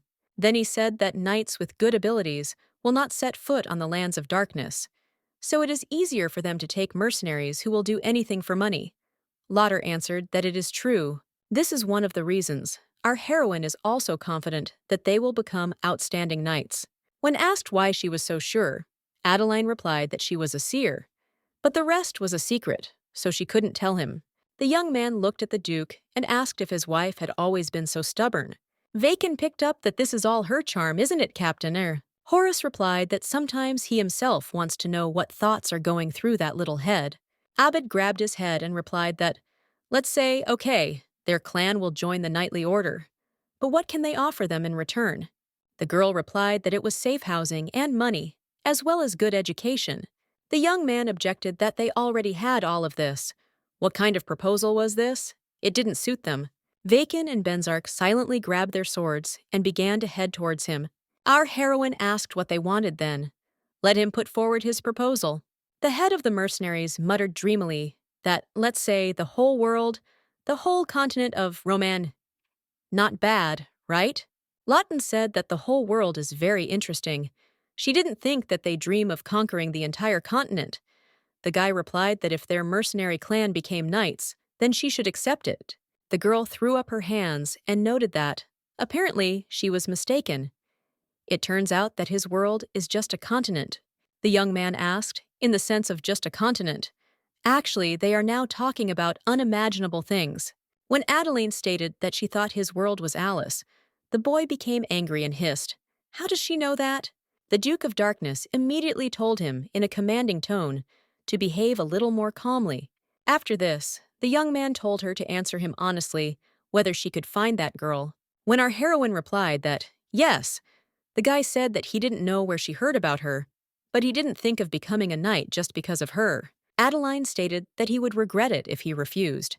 She knows very well what he is worried about, and understands that she cannot accept this offer so easily, because she is afraid that they will simply use them and throw them away.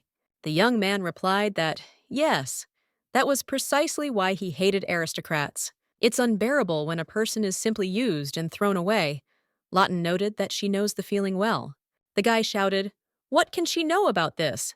As an aristocrat, can she understand their feelings? This is a lie. Our heroine replied that, yes, she would really like to not know what it was.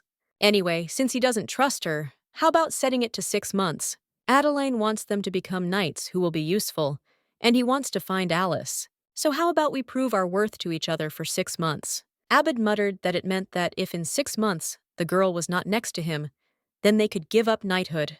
Lawton replied that it was true, and vice versa. If their abilities did not change in any way, then he would forget about Alice. The young man thought to himself that if it only concerned him, he would immediately agree. But what about his charges? Unexpectedly, Cosine put his hand on his shoulder and told the chief to agree, because this was the girl he was so desperately looking for. In any case, if it weren't for him, the guys wouldn't be here, so let him agree, because the head's desire is their desire. The guys supported him and said that they could finally give up this dirty life of mercenaries. Knights do cool things, don't they? The young man was deeply moved by this, so he said that his subordinates were the best. Thus, the negotiations with the head of the mercenaries ended rather quickly. His subordinates will sort out their personal affairs within a month. To ensure that they could reach the forest safely, they decided to send someone with them. When the guy heard about the high-speed vessel, he asked how our heroine found out about it. Adeline replied that she had business on Maven Island, and in order to remain unnoticed, they decided to go there, just the three of them. Abbid first asked if he had the option to refuse her, but then he realized it was useless, so he waved his hand and told her to do as she knew best. The girl thought that everything would go according to her plan, but sitting at the table with the Duke, she could not understand what this was all about again. When Lawton tried to ask where Vakan was, Horace immediately said that he had already eaten his fill. Adeline noted to herself that this was a very awkward situation. Of course, they ate together at home, but they had never had such an atmosphere. The young man remembered the expression on her face when she said that she was very familiar with this feeling and did not understand what it was. Why does he feel from her that she seemed to have endured loneliness for a long time, which was tearing her apart from the inside? Noticing his gaze on her, the girl asked if he wanted to tell her something. The young man replied that nothing like that, after which he put the bag in front of her. Adeline was happy because she thought she had lost it. The guy explained that Kosan took her, apparently thinking he would get some money when he kidnapped her, and the Duke felt the magic. Our heroine exclaimed that, indeed, she found it in the store, and surprisingly, everything that you can put in it fits in theirs. When Horace replied that, of course, the girl breathed a sigh of relief, because it was a great relief that he hadn't asked about anything important. Then the young man began to look at her again and think about something of his own. Adeline asked why he was looking at her like that again. Whoever saw it would think that Benzark was looking at her because she was beautiful. Unexpectedly, the young man answered that she was reasoning, right? Lawton did not expect such an answer, so she spat out the wine. Then she asked him again what he had just said. Horace replied that he was looking at her because she was beautiful. Her face became so red that the Duchess looked like a peach. Our heroine didn't understand what was happening. Had the young man gone completely crazy or something? The Duke asked what kind of reaction she had. Did she really not like it when people complimented her? The girl replied that it was just too unexpected. She wouldn't say that she didn't like it. She noted to herself that, however, she still had not managed to get rid of the past. Beyond his present, Adeline can see his past self, who turned away from her. If she begins to feel even the slightest affection for him, then this miserable past begins to haunt her. The voice whispers to her, does she really want to get hurt again? Does she really believe that he loves her? Unfortunately, in the past, whenever he tried to do something for her, she felt both happy and uncomfortable at the same time, after which she replied that he really keeps his promises, even calls her sweet. They look like a real couple. The young man replied that it was because she was his wife. Lawton countered that she was pretending to be her for their mutual benefit, after which she apologized, stood up, and said that she had lost her appetite. So would he mind if she left first? Horace grabbed her hand to stop her and said that it was she who called him her husband, and he liked to hear that from her. But the girl still broke free from his hands, wished him bon appetit, and left. The young man sighed heavily and noted to himself that he just wanted to see her smile one more time. He didn't need anything else. It's funny to even think about it, but he really is trying to win her favor. The emotion he felt at first irritated him. It was enough for him to just watch her smile. But for some reason, why does it seem to him that something is wrong? Everything is too complicated. After some time, the guy found himself in the mansion of Count Lawton, and the man told him that he was welcome back. The young man was sure that he fell asleep after dinner. But how did he end up here? It was very strange, but the Duke couldn't even move from his place. Maybe it was Acre's doing. The Count said that he did not want to show her to Benzark, as she was behaving inappropriately. The young man noted that it was on this day that he met Adeline, What is going on? It's so annoying. How the Duke ended up here simply cannot be. It turns out that this is a dream. But Dev doesn't sleep, so it's a prophecy or something. But calling it a prophecy is somehow strange. It feels like he's seeing the past, not the future. Meanwhile, his past self was thinking about what he was doing, as Aster said. But did he really need to marry her? They could have just caught her and locked her up. Why did they have to do all this? The real Horace was angry with himself. Did he really think that way? It seems now it is clear why Adeline builds walls between them. How unpleasant. Suddenly, it was announced that Mrs. Lawton had arrived. Benzark noted to himself that he could never forget this day because it was the first time he saw her. The father angrily asked why she was silent and that she should immediately greet the Duke. Stuttering, our heroine replied that her name was Adeline Lawton. Nice to meet you. The young man wondered to himself if she had really been like this when they first met, but definitely not. She was more confident. Her eyes looked proudly into his. But why is Adeline like this in her memories? The young man clearly remembers this moment. When he came past her, the girl asked him to accompany her, but at the moment this did not happen. Our heroine only looked after him sadly. Aster said that he told me that she was not interested at all because she was weak-willed. Benzark responded that as long as they do their job properly, it doesn't matter. Leffa said that, of course. But could it be of any use? The guy objected that, in fact, he was one of those who so actively promoted the idea of marriage. After which he added that if it turns out to be useless, then you can always just return it back here. Then the real young man looked at Adeline, and the girl quietly cried bitterly. When Lawton passed out, Aster said that he believed that teleportation was hard enough for a normal person to handle. It was problematic, since they were going to be moving around a lot in the future. Horace thought to himself that he was sure that Adele was perfectly fine after the teleportation. But why was she like this in this dream? The Duke from the past thought that this girl was very beautiful. The real one didn't understand what it was, whether their emotions were synchronized or he was going crazy. But you can't argue with the fact that she is beautiful. When the girl came to her senses and saw that she was in his arms, she immediately and sharply pulled away from him. The young man did not understand what was wrong. Did she really hate his touch? Did he need to be more careful? The young man noted that he seemed to be dissatisfied for a similar reason. When our heroine asked where they were, the guy explained that it was the forest of darkness. Looking around and seeing this eerie atmosphere around, Adeline involuntarily screamed. The young man said that whether she liked it or not, from now on she would have to live here, so it was better to get used to it quickly. Our heroine immediately came to her senses and asked for forgiveness from Duke Benzark. The young man said that it was time to move on, but he noted to himself that he did not understand what he should talk to her about, because he had never talked to women before. After which he addressed her as, "Hey," and declared that from that day on her name is Adeline Benzark. The girl must become a useful duchess. Our heroine dejectedly replied that, okay, she would try her best. The real Horace looked at her sad expression and thought that she must hate him. When the young man came to, he could not understand what it was. A dream or something else. This is all very strange. He never dreamed in the mansion, so why did he dream of it here? They say that human dreams are a manifestation of unconscious desire. Does that mean that Adeline's appearance is his unconscious desire? The young man doubts, because he never wanted Lawton to exude melancholy. In his dream, she looked like a submissive person, whom anyone could call weak and depressed, just like Aster described her before their wedding. His Adeline never created such an impression, so it's all very strange. Meanwhile, our heroine was thinking about what she should do now. Because she left too suddenly, it must have been unpleasant for him. Even if Horace has changed a lot from his past self, he is most likely disappointed now. Are the events of the past really repeating themselves? But it's okay, she just needs to apologize.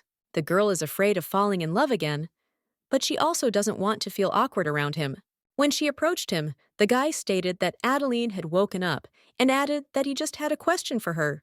Noticing the huge bruises under his eyes, the girl asked if something had happened or what. The young man replied that not really, he was interested in whether she had ever seen dreams. Our heroine was surprised by such a question and asked if there was anyone who did not see them. Then she remembered that, unlike the seers, Dev does not dream anything. But why is he asking? Benzark said he wondered if she had dreamed anything last night. Adele replied that she definitely didn't remember. In fact, she didn't remember any dreams at all in a while. It's just that after waking up, dreams are almost immediately forgotten. Was she really talking in her sleep? The young man replied that no. He was just curious to know about things called dreams. He noted to himself that it didn't seem like anything unusual had happened to Lawton. So did that mean he was the only dev who had the dream? The girl then said that she wanted to apologize for yesterday because she thought that leaving like that was a mistake. But the young man immediately interrupted her and said that there was no need to apologize to him, after which he added that he didn't need her apology, which shocked our heroine. To himself, he thought that he was continuing to remember Adeline from his dream. Lawton muttered dejectedly that it was clear she had crossed the line again, but she noted to herself what else she expected from him, because he was always like this, after which she added that it was time to eat, so they needed to go down. Vakan was probably already waiting for them. The young man wondered to himself why she looked as sad as she did in his dream. Vin exclaimed that eating outside is just great. The only reason he goes on missions outside is for the food. Adeline said that of course the food in the duchy isn't that good. So he kept going on missions, right? The guy asked. Not to talk about it, please, asked Ray. The girl jokingly replied that she would think about it and added that she would go get a drink. The young man exclaimed for her to come back quickly. When she left, Vacan immediately asked what happened. Did the captain really quarrel with her? He had deliberately left them alone yesterday so that they could have dinner together. Horace generally understands that today they did not even talk to each other. The young man grabbed his head and replied that he was also having a hard time, so he should keep quiet. Vin thought to himself that Leffa kept telling him to disappear so that the two could be alone. Suddenly, the Duke asked if he had ever seen dreams. The young man answered in confusion that he never had.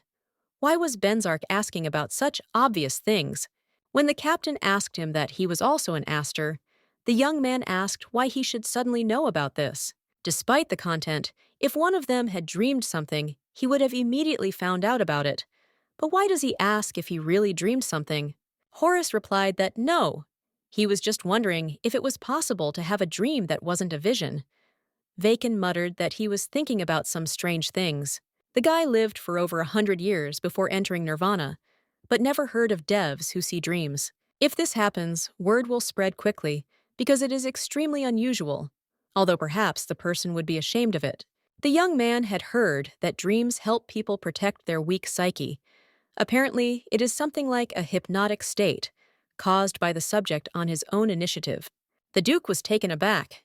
Did he really see a dream that devs should not see in order to protect their psyche? Adeline suddenly appeared and asked if the gentlemen had finished their meal. If so, then it's time to move on, because they are going to earn money at the gladiator tournament. Therefore, she must know how much money they have with them at the moment. The boys reported 10 gold pieces, 50 silver pieces, and about 655 talents. Our heroine stated that this was just great, so let them give it all to her. Looking at the hierarchy board, the girl said that the only one they should pay attention to was the great thief of the underworld. The young man should also know who it is, right? Vacan replied that he was sure that everyone knew, because he always won gladiatorial fights, which is why many would bet on the victory of the great thief of the underworld. Adeline replied that yes, and there would be many people here who, like her, would only bet on him. The question then becomes how they can win all the money that people will bet on the great thief of the underworld. Vin muttered that he would have to bet on his opponent, and the great thief would have to miraculously lose. Lawton noted that this was the correct answer. In the final, she would put absolutely all her money on his opponent. As for the result, the guys would see everything for themselves. After some time, the guy did not understand who she was at all, and why he would bet so much money on such a piece of trash. Asked if the young man was sure that they had personally put the seal on it, he replied that absolutely. There was no reason for them to refuse if she wanted to spend all her money like that.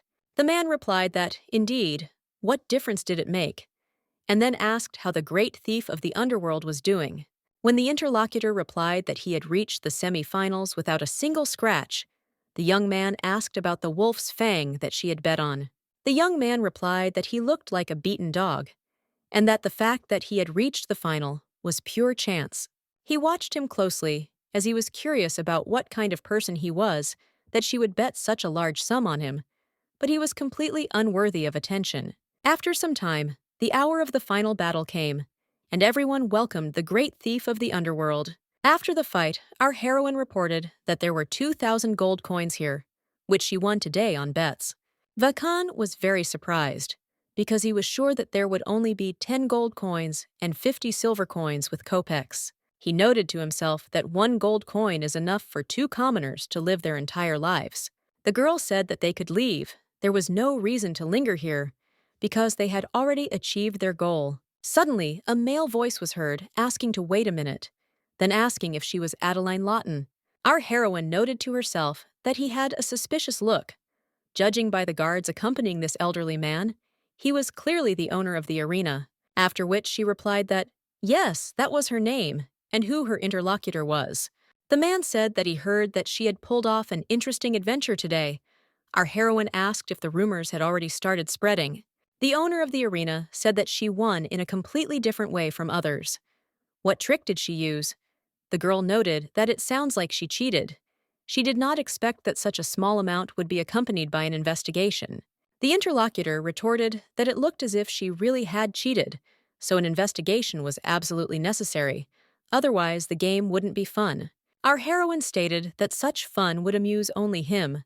He was silent when the arena won all the money that the spectators lost, and now he rushed to it surprised, because this time everything did not go according to plan. He does not think that it is a little mean.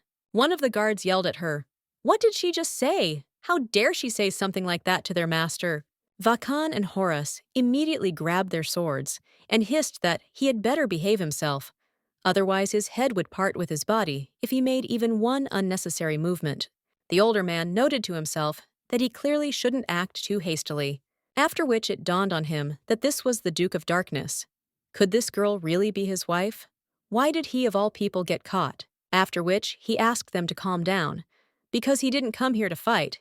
He, as the owner of the arena, was simply doing his job. If he had known that the Duke would be here, he would have prepared a proper reception, so he apologizes for not recognizing Benzark.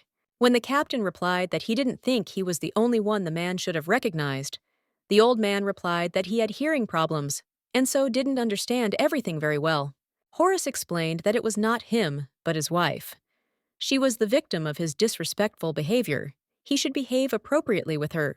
The owner of the arena noted to himself that the Duke was an influential person, so he couldn't screw up. Otherwise, he could easily eliminate him.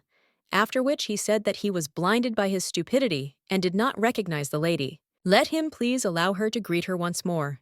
His name is Peter. He is the head of the city of Mccraine. Let her not hesitate to contact him for anything she needs. Meanwhile, Abbid was indignant. Did the great thief of the underworld really lose? He had bet on him, and now his money was gone. Kosin replied that yes, the money was gone quickly. They say he made a stupid mistake during the final. The guy snorted that the old man must have earned a lot. He should have worked at the arena instead of becoming a mercenary. But the assistant told him that he heard that the one who won the money was not an arena employee. It was Adeline Lawton. Abbid was so frozen with surprise that even the beer began to flow out of his mouth. Kosin explained that in the first 3 matches, she bet on the great thief of the underworld, and in the final round on the wolf's fang. Abbid asked how she knew that he would reach the final. The guy replied that he did not know. The guy noted that he knew that she couldn't be an ordinary person. But it was amazing anyway. How could a wolf's fang win? The interlocutor replied that it was not that, but that the great thief of the underworld made a mistake. It seemed he stumbled when the swords clashed. The chief replied that it was all strange. The one she bet on won thanks to the great thief's mistake. Then the young man had an idea, and he said to find that man and invite him to be his mercenary. Meanwhile, Adele reported that she had reimbursed all the money she had spent on the castle's furnishings. When asked if this was really all for this, the girl replied that it was to some extent, since she needed her own money to live comfortably. Horace retorted that the duchy had plenty of money. The pile of gold coins, meldals, and all sorts of jewels was proof of that. He hoped she didn't think they had no funds. The girl replied that she knew that in the lands of darkness, there was a mine where minerals were stored in large quantities. Did it really bother him that she, the mistress of the house, knew nothing about her own lands? After which, our heroine added that it was simply his money, not hers. Benzark thought to himself that there should be no division between you and me. Then the young man began to say what was between them, but then he caught himself and fell silent, and Adeline asked again what was between them. But the young man didn't have time to answer, as Vacan yelled for Abbid to come here to them. The mercenary asked in surprise what they were doing here. Had the rumors really reached them too? He didn't think they would be interested. They had already earned a lot. When he reported that 5 orcs had emerged from the forest, our heroine noted to herself that she remembered that Eagle's mercenaries had suffered great losses in this situation in the past. Then she said that she had heard that 4 or 5 armed knights would hardly be able to defeat even 1 orc. Abbid replied that yes, that is true, but that is how money is made, even if it is indeed difficult to beat. Kosin's voice was heard, saying that they needed to hurry, otherwise the other mercenaries would catch them before they did. Adeline immediately said that they would go with them, but the Duke stopped her and said that it was dangerous. Orcs were monsters that received power from the Demon Queen. The girl replied that she knew, but they were too strong for mercenaries. Horace objected that no matter what happened to them, she didn't need to worry about it. Vacan immediately intervened and said that the captain simply wanted to say that it was very dangerous there, so it was better to leave it to the mercenaries and go to a safe place. Orcs usually act alone, but now they have gathered in a group of 5 individuals. Isn't that strange? The captain noted that this meant that the Demon Queen would soon wake up. Havin immediately said that this was a complicated matter because they did not have much holy water to pacify these monsters. If this continues, a large number of people may suffer. The Duke said that this city is now dangerous, so it is necessary to leave, but first return to the hotel. Our heroine exclaimed that, "No! They can't just leave them like that. They need help." The young man grabbed her by the shoulders and replied that no. He said that they needed to leave it to the mercenaries. Lawton asked why he was stopping her. If the point was that the Demon Queen was waking up, then that was exactly what they needed to know about. But the young man interrupted her and said, because she might be in danger. Adeline muttered that, of course, the seer could suffer, but they still needed her. The guy was indignant that she was getting into trouble with her seer. Let her stop right now. He was just worried about her. Hearing this, the girl was very surprised. Was he really worried about her? Our heroine always thought that he was worried about her because she was a seer. So when the young man added that he didn't want to see her put herself in danger, the girl asked why. The young man blushed and replied, because she is his wife. Adeline couldn't understand whether she had heard it or not, whether he really said that. Meanwhile, Vacan watched this touching picture and thought to himself, what a pleasant sight it was. After which he said that the 2 of them could return to the inn and he would go fight the orcs. Since Lawton had awakened the holy sword, he would kill them with 1 blow. Upon hearing about this sword, our heroine immediately told him that there was no need to use it. She thought to herself that Hela might notice this. If she used her powers to find them, it would be revealed that Adeline was not a seer. After which she said that Horace used his powers to find her. If he uses the holy sword, then Akur can also find out his location. When Vin replied that fine, then there wouldn't be any, and headed towards the orcs, Lawton wanted to go with him, but the Duke stopped her. The girl was indignant. Did he really want to send him alone? Horace objected that he was strong. Our heroine reminded him that he could not use the holy sword, but the young man objected again that he was strong without it. Then he asked if she was offended, why she had such an expression on her face. Our heroine answered that no, he just grabbed her too unexpectedly. She noted to herself that despite the fact that he killed her, she loved him so much that she was able to convince herself that he had a good reason for doing so. More precisely, the girl still loves him. She repeats her own mistakes, steps on the same rake. If he behaved the same way as in the past, then now it would not be so hard for her to cope with it. But now he treats her completely differently. Therefore, when our heroine begins to remember the past, she feels unbearable pain. Her actions changed the current Duke, but she still can't overcome her feelings for him. because Adeline is an ordinary person. Human life is short and therefore filled with bright events. That is why people want to spend this short time with deep passion. Dev and Akur do not understand how strong these emotions are. Will there come a day when she can describe the feeling she gets when she looks at him? Not as stupid, but passionate and strong. After which she said that she is worried that Vakan will get hurt. The young man replied that there was no need to worry. They couldn't go together anyway because he was weak. The guy won't be able to fight while he's worried about her, because Adeline is his weakness. Meanwhile, Havin told Kokin not to touch anything here, and he replied, confused, "That was fine." I thought to myself, how could I even dare to contradict a person with such an expression on his face? The young man looked at Vakan with admiration, because this was exactly what he wanted. His thirst to take all the resources down to the last drop of orc blood is simply admirable. This is a real example for other mercenaries to follow, Cocoon objected. Is he just a strong man to me? Abbid said that it was actually amazing, since he defeated the orc with one swing of his sword.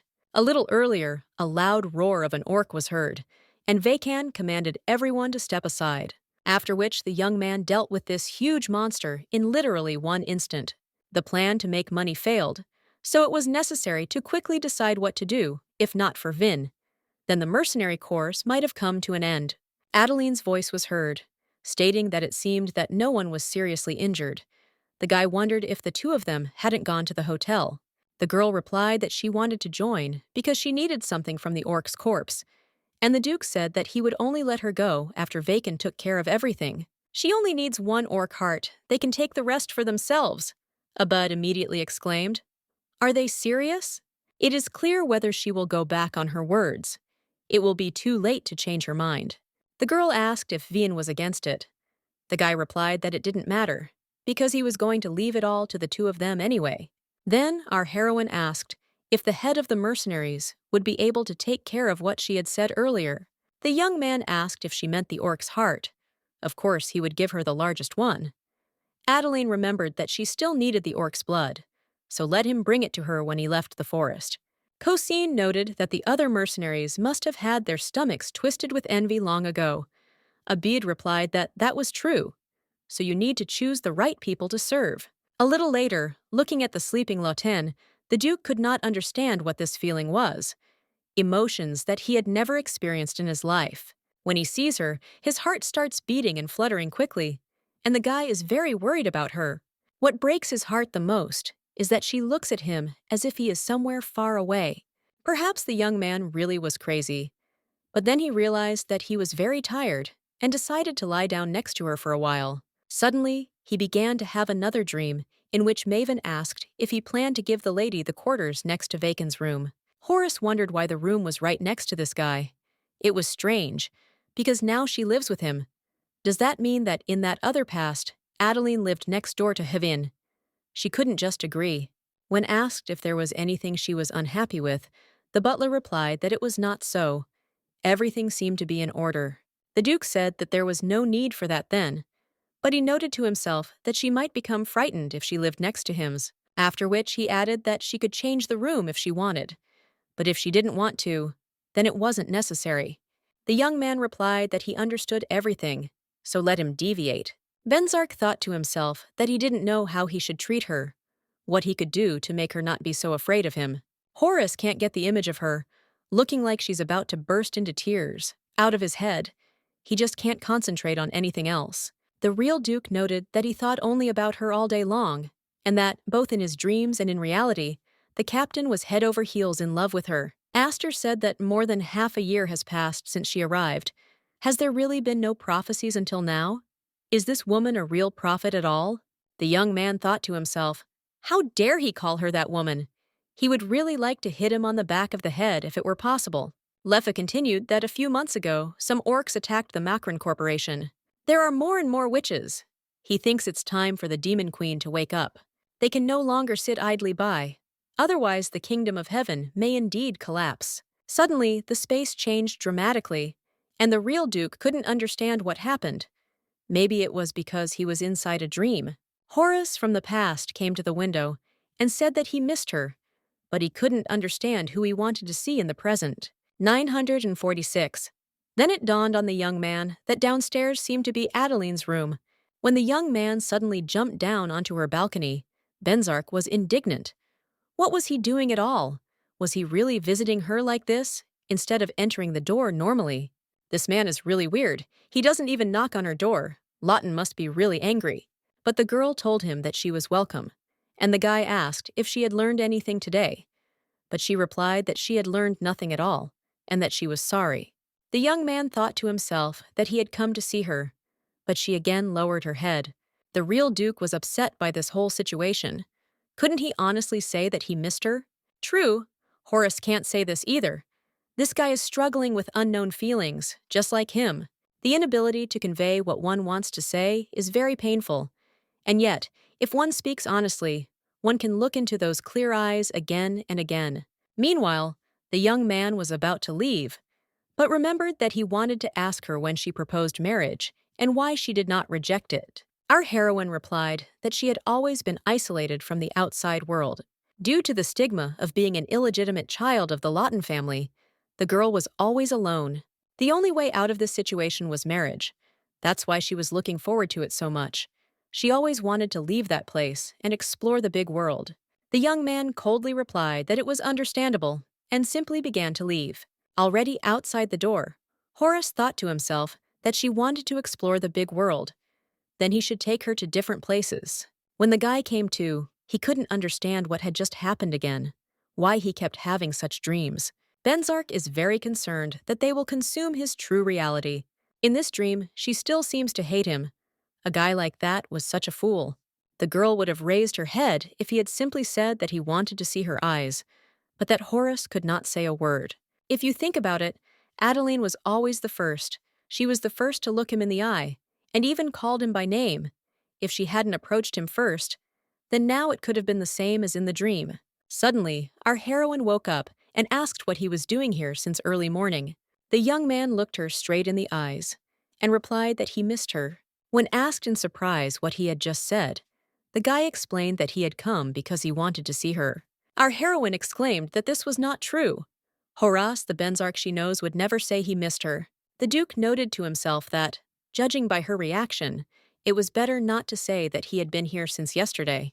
Then he began to involuntarily examine the girl, her beautiful lips, the beautiful curls that fell below her shoulders. Then the young man came to the conclusion that this was very dangerous, so he needed to leave this room right now. Adeline asked if it was really Horace, or if she was dreaming, and the guy replied that it was definitely him.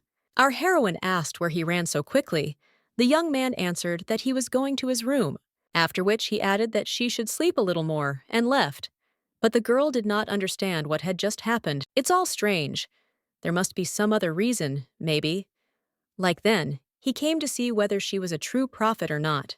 When she woke up and he said he wanted to see her, it was probably just an excuse. Yes, that's right.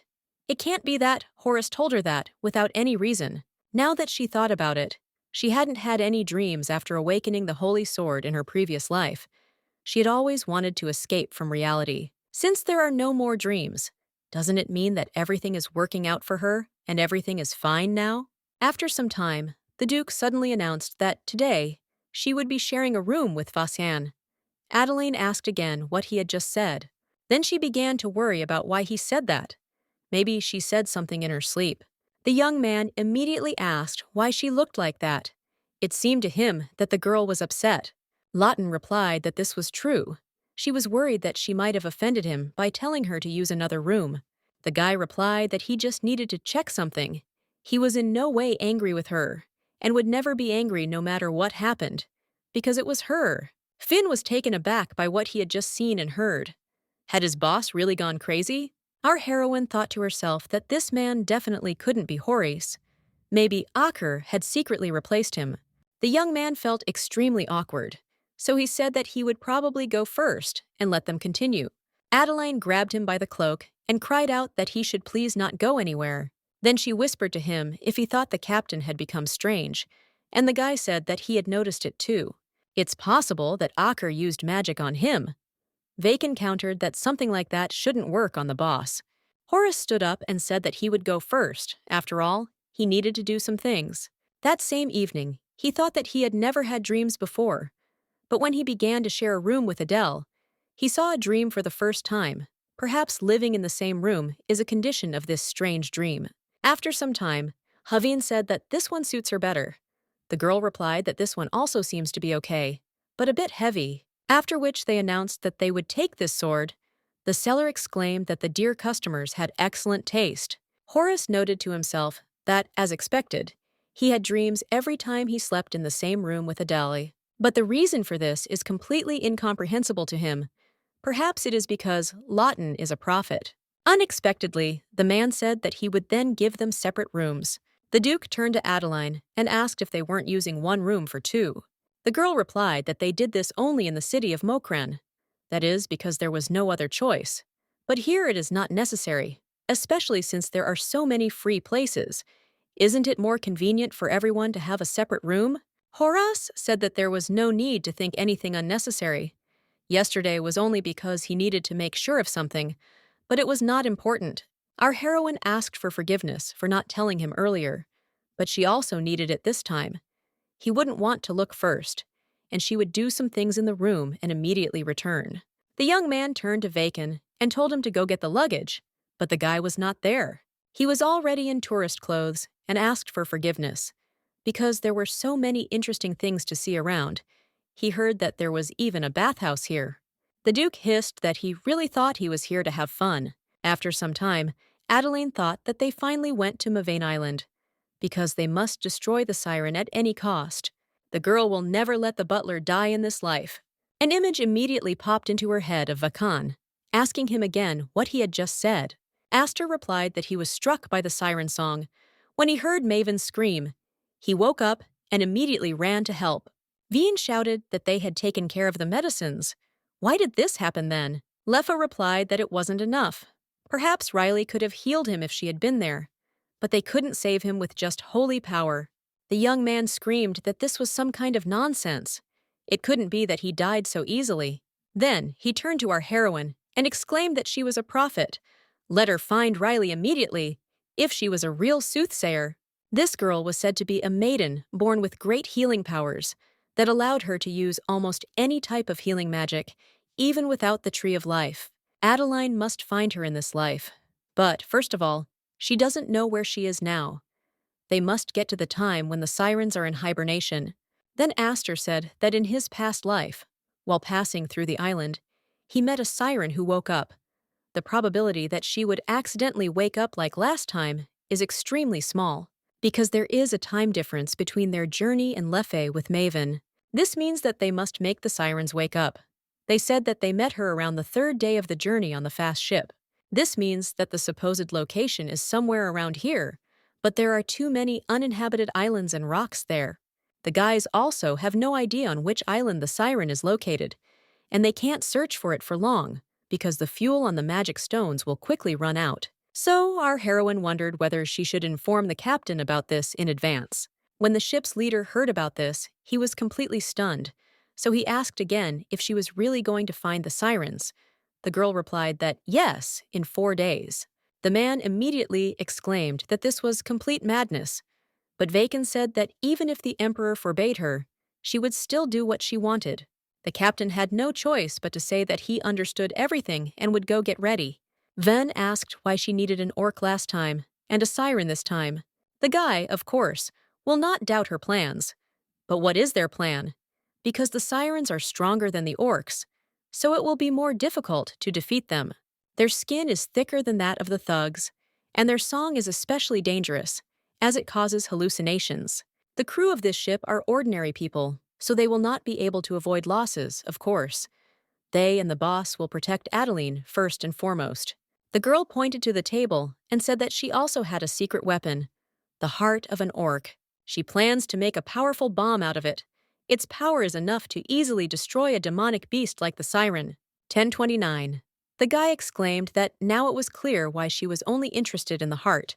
Lawton added that the Siren's skin is too thick and will be difficult to remove, which is why it is necessary to put a bomb inside. But they will discuss all the details later with Horace. She noted to herself that in this regard, she would need to use magic without Vacan and Benzark knowing. but it would be difficult to remain unnoticed. After which she said that she wanted to drink. Did he have anything? The young man answered that he had liqueur. Would she like some of it? When our heroine thoughtfully said that she had never drunk it, Finn said that he would immediately bring her this delicacy. Our heroine thought to herself that this was wonderful, but first she would just like some water. So I decided to drink what the young man had drunk before ye. Meanwhile, the young man said that this liqueur was very popular among all women, but then he accidentally saw how she dried the entire mug and reported that it was very strong alcohol. When the girl immediately started getting drunk, Vaken came to the conclusion that the boss would finish him off. After some time, the Duke asked if he wanted to say that she was in such a state because she had drunk strong alcohol by mistake. The guy replied that it was true. He didn't even have time to stop her, since everything happened too quickly. Moreover, the guy didn't think that she would get drunk so quickly. Our heroine started saying something unintelligible, like Vaken saying that this is her boyfriend. Isn't it funny? Her boyfriend is her husband. Catching the captain's withering gaze, Vin immediately exclaimed in mock exclamation that his stomach was twisting and that he needed to run. Suddenly, our heroine said that she could hardly stand on her feet. Could he please carry her to her room? Without thinking twice, the young man took her in his arms and replied, "Okay." On the way, the young man said that she gets drunk very quickly, and it is not safe. The girl replied that everything is fine. He came to look for her anyway. This is simply amazing. Adeline could not even imagine this in her past life. This time she really feels like they are a real couple. Horace noted to himself how drunk she was, that she was talking nonsense about a past life, after which he replied that they not only looked like a couple, but were actually spouses. As she fell asleep, our heroine replied that, indeed, she really felt better after these words. Having put her to bed, the Duke thought to himself that she was sleeping so peacefully, not even suspecting his worries. If the guy stays here now and falls asleep, he might see something similar to that dream. Well, really, if he sits down for just a minute, Adeline won't wake up in that time. In his dream, he saw a red-haired girl who said that she had arrived to see His Highness Duke Benzark. Here is the one who will give him a bright future, and her name is Hela Alton. The next morning, our heroine woke up and couldn't understand why her head was splitting so much and how she ended up in bed. The girl is sure that she just talked to Vaken and drank water from a mug, after which it dawned on her that she had drunk alcohol from the table and had gotten very drunk. It seemed that Adeline had done something to Horace, but she couldn't remember what. What should she do now? What if she made some mistake? She needs to go and ask him.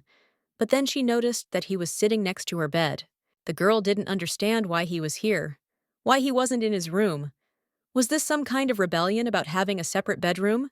It turns out that the young man took her to bed. This does not mean that she does not understand the whole situation, but he is so handsome. After which she said that, when he called her name only once in the past, strangely enough, she did not forget his voice then, although she does not even remember in what situation it happened.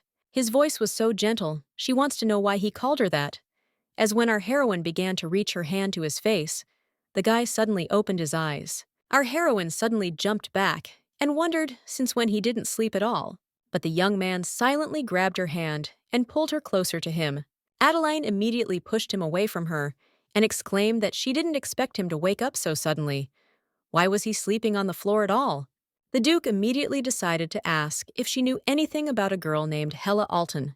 Our heroine replied that she was hearing this name for the first time, which surprised the young man very much, after which she stood up abruptly and said that she urgently needed to drink water. She felt very sick to her stomach. Could he bring some for her? It would be better if she was cold. The young man replied that, okay, he would now bring what she needed. Adeline didn't understand how he knew about her, how much he knew, and how he even knew about it. She remembers that their meeting is supposed to happen in the future, but not now. Whether this is because Lawton changed the course of history. Horace can now begin his investigation as soon as he returns to the Duke's mansion. As a result, as before, Hela will arrive at the mansion because she is a real prophet. Because of this, Benzark will be disappointed in her. Will everything really be like before, when he looked at her with such a cold gaze? Our heroine couldn't even breathe. She was numb, because her previous memories were overwhelming her. Adeline thought she had finally gotten closer to him, But if things went back to the way they were in the past, it would just kill her. The girl tried her best to live differently than in her past life, but probably everything was predetermined from the very beginning.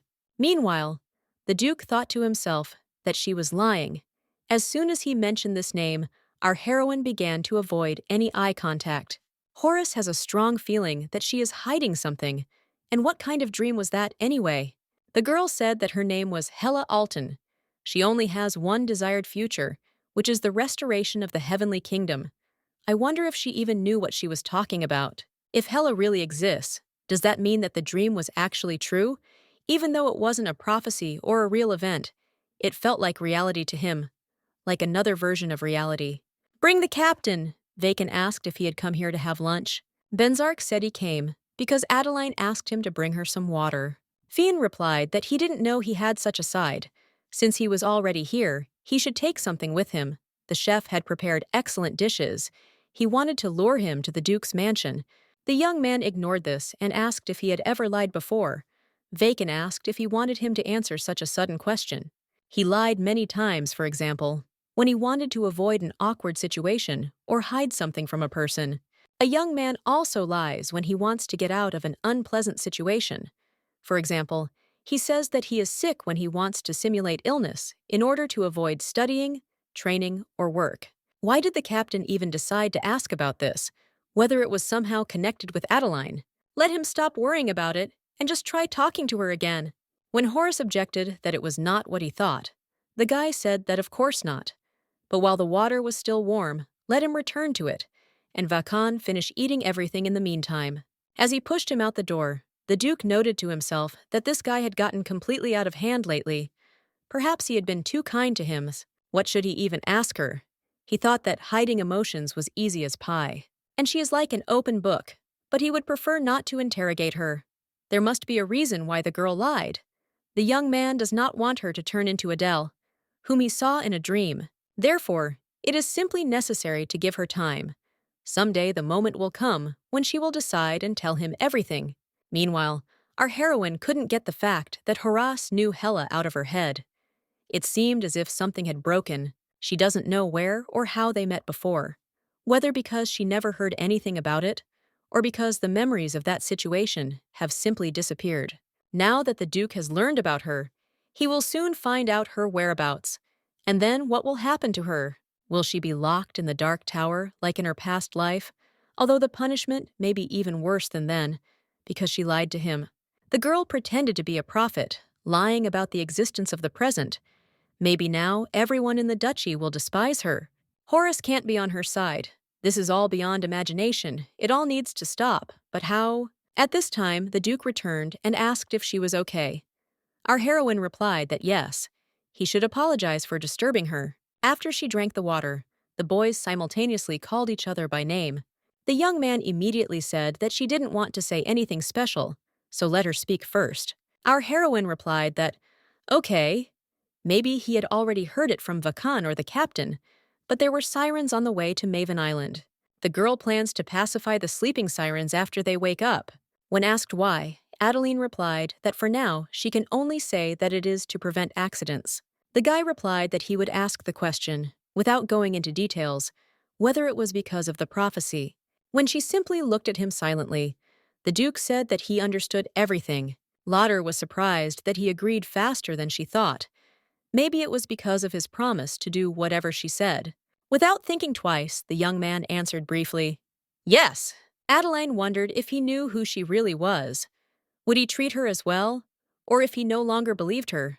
Suddenly, he was tired of listening to all her demands. Her thoughts were interrupted by the Duke's voice, who said that Vacan was inviting her to dinner. It was impressive how obsessed he was with food. The girl replied that if they continued digging, he would eat all the food, so they needed to go to dinner quickly, and they would go to the Sirens in about 3 days. Already standing in front of the door, our heroine turned to him and suddenly asked if she was of any use to him now.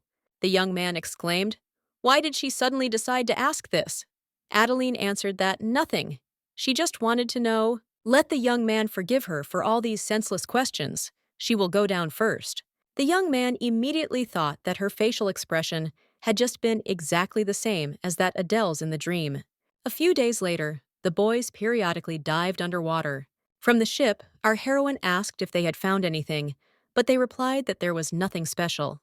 The girl noted to herself that she expected to be confronted with the problem of finding the place where the sirens were hiding. Since they hide in reefs or crevices in the rocks, finding them is even more difficult, as there are many obstacles along the way. Suddenly, the captain of the ship approached her and said that the magic stones were running out and they could no longer remain at sea. He understands everything, but he can't do anything about it. If there is no success in the search tomorrow, they will go to Maven Island.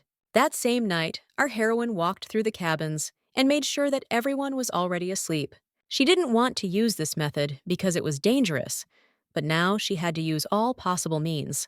Horus taught her how to search for magic in the past, but it was very difficult, and she did not dare to use it.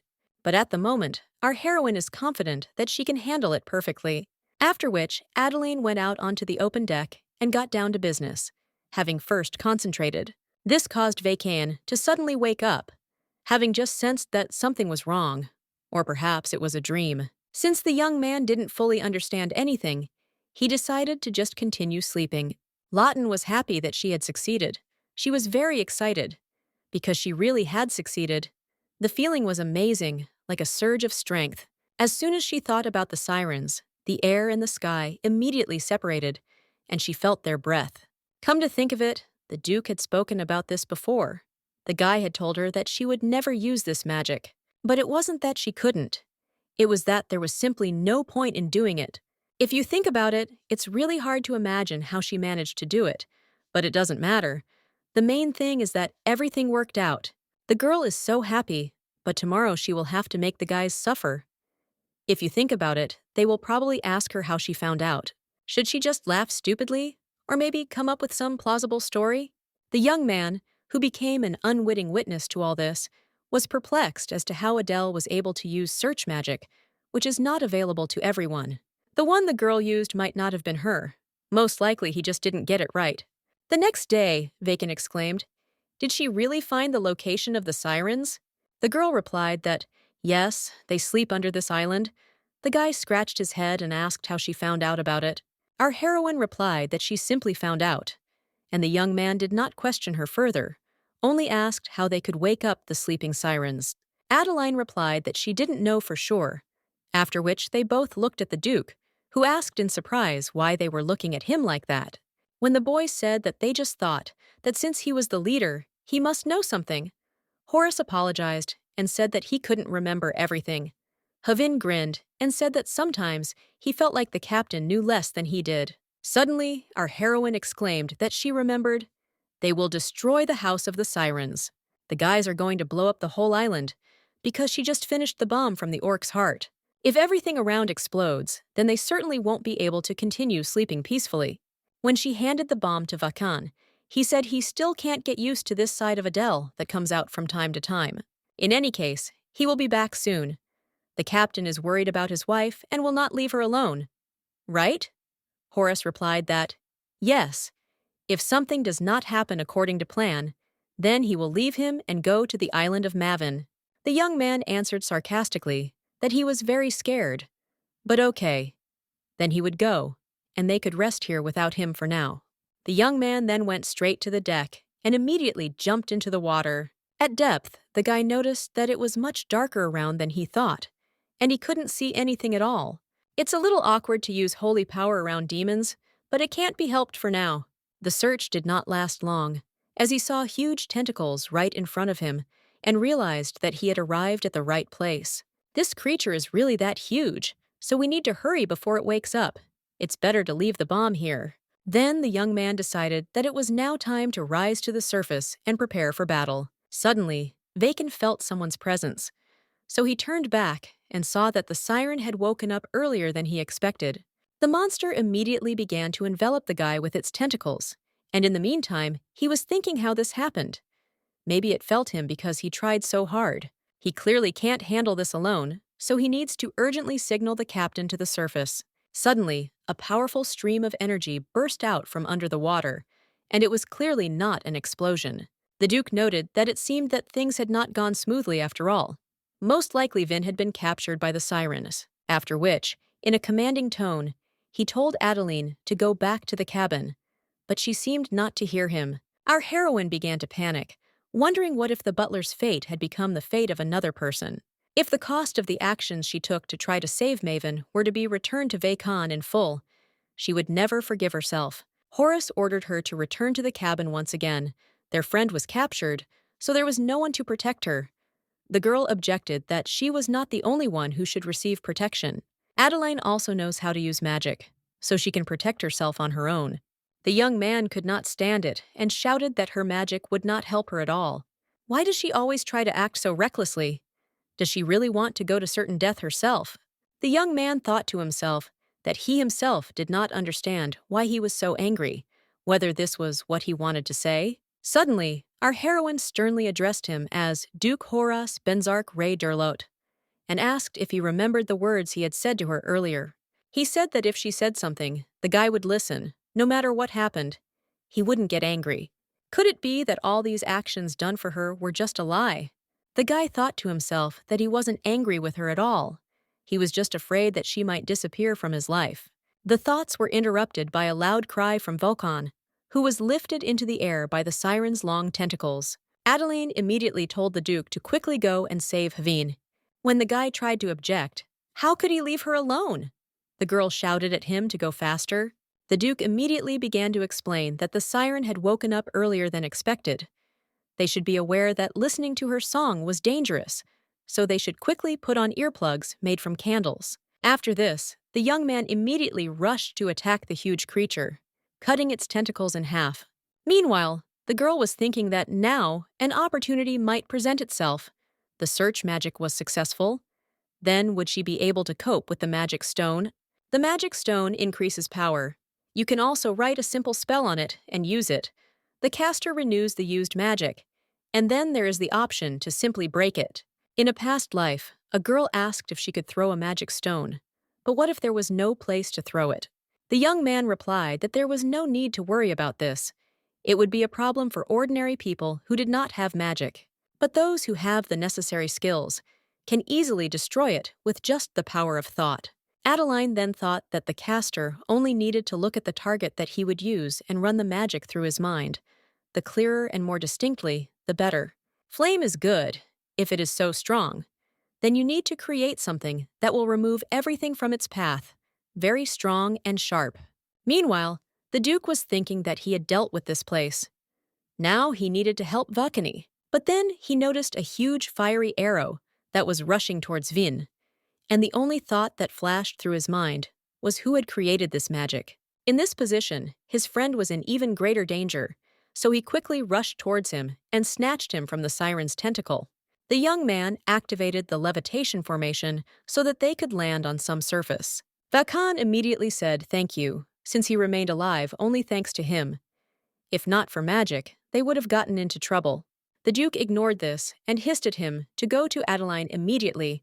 When the guy found himself on deck, he heard the indignant cries of our heroine, who was asking if they were all asleep or something. When she saw Vakan, she was very glad that he was okay and asked how he was feeling. The boy asked what was going on. Lawton replied that she had simply immobilized them for a while with a stone. She didn't know how to use it, so she was apparently waving her arms wildly, making it seem like she was hitting them. Vin wondered if there was anything that could stop the siren's magic, but the girl stated that he had returned alone. Had Horace sent him or something? Before the young man could answer, there was a powerful explosion, causing everyone to be doused with water. Our heroine went cold. They completely forgot about the bomb, so she activated the defensive formation. Therefore, all the stones that flew in different directions collided with the protection and could not harm the ship. The young man was taken aback. Who created the protective barrier in the sky? Where did it come from? The girl called out to him and said that everything was in perfect order here, so he should return to the captain as soon as possible. No need to worry, Adeline is not weak. Let him just believe in her usefulness, which she has shown them so far. The young man objected that they valued not only her usefulness, but the girl was like family to them. The guy believes in her, so he will go to the commander, and she should be careful. Lawton wondered how pleased she would be if she heard these words from Horace. Meanwhile, Vacan returned to the commander and reported that he had returned to help. The Duke asked, "What about Adeline?" The guy replied that there was no need to worry about her. Benzark immediately started talking. How could he say something like that? Vaken could not stand it and shouted that he said that he was not going to interfere in the captain's affairs, but let him at least try to trust his wife a little. Plus, he doesn't know anything about the escape either. The Duke didn't understand what he was talking about. Finn exclaimed that it didn't matter at the moment, he would tell me later. But first he needed to deal with this monster. After which he shouted, "If she was hit with a sacred sword, now it will hurt her a lot." With the otherworldly being distracted, the young man shouted that it was the commander's time. The Duke first replied that he knew without him, but then froze for a second. There was some strange feeling. Adele's presence was felt everywhere, after which the same fiery arrow appeared again, hitting the target exactly and destroying the siren. After that, it immediately became brighter. The sun came out, and our heroine joyfully shouted that everything worked out. They won. But the young man had no joy on his face. He was only thinking about whether Adele had just used it. Vakan noted that it was simply amazing, as if he had returned to the past, to the great war of the heavenly demon. Whoever came up with the idea to create a protective barrier, it was definitely their captain. The Duke didn't have time to answer, because a girl started running towards them, who was absolutely happy and shouting that everyone really tried hard. Fine could take the blood, heart, and flesh of the siren. Let him forgive her for asking for such a thing, although he had just arrived. The young man replied that everything was fine, and he would handle it in a matter of minutes. When he left, our heroine asked Horace if he was hurt, and he replied that he was fine. The guy thought to himself that if what he saw in his dream was true, then perhaps that woman could be a real fortune-teller. In that case, why did Adeline appear in his dream? The face she tried to hide leaves him suspicious, but he still can't let her go. After some time, on the island of Mivine, Vakan was indignant that they were only there for one day. Was it really a pity to stay longer? Our heroine replied that they could not stay long because they had a tight schedule. Let her check with the Duke. When asked if this was true, the young man replied that it was.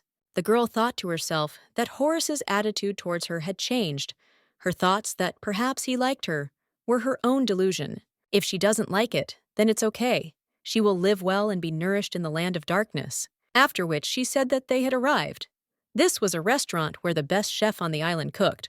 Vaken exclaimed that the name of the restaurant is truly intuitive. After some time and a huge amount of food eaten, the guy said that he could not fit in anymore. It was the first time he had eaten such delicious food since the days of the Great War. Adeline offered to take the cook to the duchy, the young man exclaimed. Is this really possible? The girl asked the waiter if she could meet the chef, and the guy said he would take her there. When she left, Vaken exclaimed that the food tasted nostalgic, didn't it? The young man thought for a moment and replied that, yes, it reminded him very much of him. Vin agreed that he had an unusual character and good culinary skills. Suddenly, a voice came out, saying something that didn't sound like something you'd hear from a muscular fool. Everyone knew that his cooking was the best. But in what way was he unusual? Vakan couldn't believe his eyes that Bruno had survived, so he immediately rushed to hug him. What happened to his appearance anyway, and why does he call himself Aster? The guy answered that he didn't want to write the real one, so he just took some dude's name. The young man asked if he had called the restaurant a village restaurant on purpose. 12:43. The young man replied that, yes, it made it easier for him to find his best cook. This little girl, in exchange for his delicious cooking, said that she wanted to ask his consent to meet with someone. Now it is clear who she meant. But who is this? Is it really his woman? Vaken laughed and replied that no. When Havin added that this man was the captain, Bruno was surprised that he had not been told that Fabian had come here. But then he turned around and saw a young man watching all this from the side. He immediately remembered telling little Horace that if he became Derlot, he would receive delicious food prepared by him every day. After which he bowed and said that it was a great honor for him to follow him, and that from now on he would dedicate this body to the fight for Derlot. The Duke replied that he was happy that they met the man again. 12:51. Then he looked at our heroine and thought that whether she was a prophet or not, it didn't matter now. It was enough that she was Adeline Laten. As the young man headed towards her, the girl noted to herself that he was smiling and looking at her.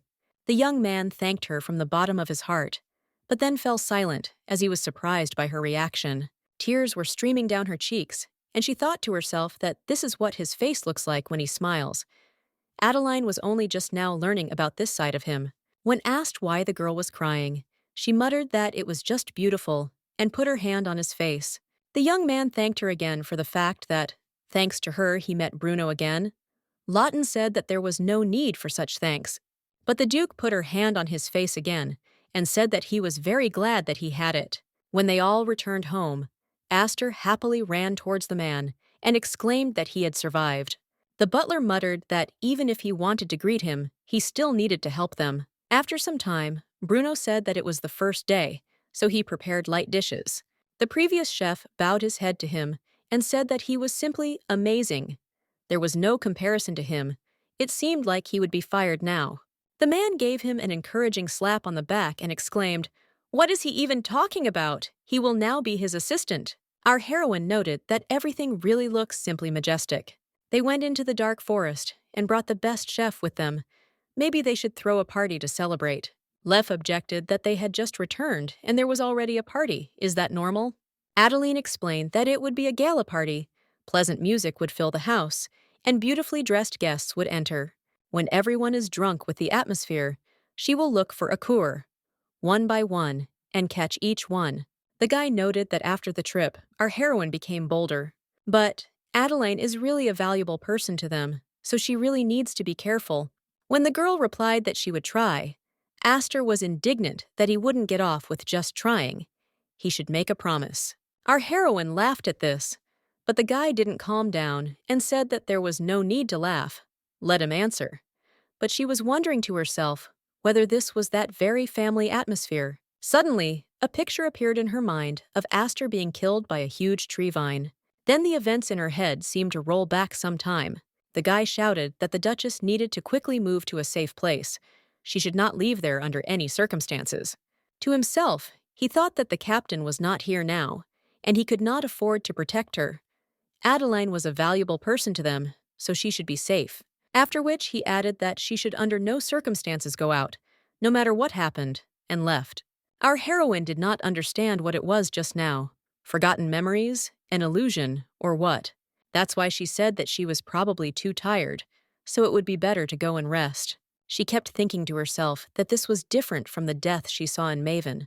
Although belatedly, she realized that this was a lost memory, but she had no memories of Astor's death. If this continues, she won't be able to protect everyone. But at least this time, she won't leave Horace alone. Benzark first and foremost. The Duke heard this and thought that it was so pleasant for him to hear a girl much less than him say that she would protect the young man. Meanwhile, Marquis Filbert Verdun reported that there were no major movements. But what was strange was that they took a famous chef with them. The butler was also recently planning to come to the neighboring town. They are probably planning to throw a party. The guy noted that if he were a party animal who enjoyed having personal relationships, such news would make him happy. Then he turned to Hela and asked if the same would happen in the future she saw. A few months later, the boy reported to the Duke that they were finished with the garden, after which he asked how much longer they would have to continue training the Eagle's mercenaries in fencing. If you look at it this way, Adeline doesn't leave the underground lab for months, except when she's training in fencing with the captain. Vacan noted that our heroine looked like she was having fun, didn't she? The butler said he didn't think it was normal, so he was a little worried. So Horace decided to go to her, and on the way he thought that the human mind has limits. If you start to explore what goes beyond these limits, then eventually you can go crazy. Right in front of the entrance to the laboratory, there was a strange smell and black smoke in the air. Hearing someone's footsteps, the girl ran out to meet him, and seeing that it was him, she immediately threw herself into his arms and exclaimed that she had succeeded. The young man looked into her eyes and said that she was a great girl, because she tried so hard. The girl seemed to come to her senses and thought that she had apparently gone crazy, and with joy, she threw herself on his neck. But for some reason, she didn't want to tear herself away from him. Suddenly, a muffled cough was heard from behind. It turned out that the guys had also come to check on her and had found this strange picture. Our heroine immediately pushed him aside and said that it was not what they thought. After which she said that she can now open the forest of darkness whenever she wants. She wants them all to look at it together. Aster asked what it was. A powder made from the blood of a siren or something. Adeline replied that it was true. Let Horace spread it wide enough for a very large carriage to pass through. She wants to create a luxurious road, the kind that would make you want to walk along it at least once, despite your fear of the dark forest. Of such a kind that a person who has stepped there once will have a desire to walk there again. The blood of the holy unicorn affects the plants, and its horn makes them, having taken possession, fall to their knees. Originally, she needed a unicorn's horn and blood. But wouldn't that be possible with a siren who uses mental magic through sound? When the transformation process was nearing completion, the girl asked how they felt, whether it was really beautiful. After some time, Adeline thought that this was the first party opened by the name of Duke Benzark. Then she began to read the text, where it was written that the aristocrats of each kingdom and empire would be invited. But suddenly she stopped, because she saw one family name, Baron Gessen and Baroness Lillian Gessen. The woman said that her husband was the incarnation of Akor, not just the incarnation, but also the dignitaries, whether they knew about it. After which, she told the butler to forward the list of invitations to Horace instead of her, and in the meantime, she would go sit in the greenhouse. Sitting in the beautiful garden, our heroine noted that it was simply lovely here. The maid replied that, yes, it had been 5 years since she had visited the Duke's palace, and she could not even imagine that it would change in such a way. Suddenly, Adeline had an image of herself from a past life, when the maid was indignant that climbing the stairs was really hard. Did the Duchess have to eat 3 times a day? However, the girl was not going to think about hostility now, so she told Catherine that she could sit down too. The maid exclaimed that no, how could she dare sit next to Her Highness? But our heroine replied that she should sit down and raise her head, because it was hard to look from below. Suddenly, the Duke appeared, and Lawton asked why he had come here. The boy objected that he wanted to ask what she was doing in the greenhouse, where there was no one. Our heroine objected, meaning there is no one. Actually, there is a maid here. Adeline asked if he was worried about her being kidnapped. Horace replied that the person involved in her theft was here. The girl replied that he was right about that, but she was not hurt, and Abbid Sanji, surprisingly, treated her politely. Noticing that this picture was a little embarrassing for Catherine, our heroine suggested that they go for a little walk. On the way, the girl asked why he was looking at her like that. Did she look strange or something? The young man replied that this was not so. Our heroine said that, and she thought that he was somehow strange. Horace said that he had always been like that.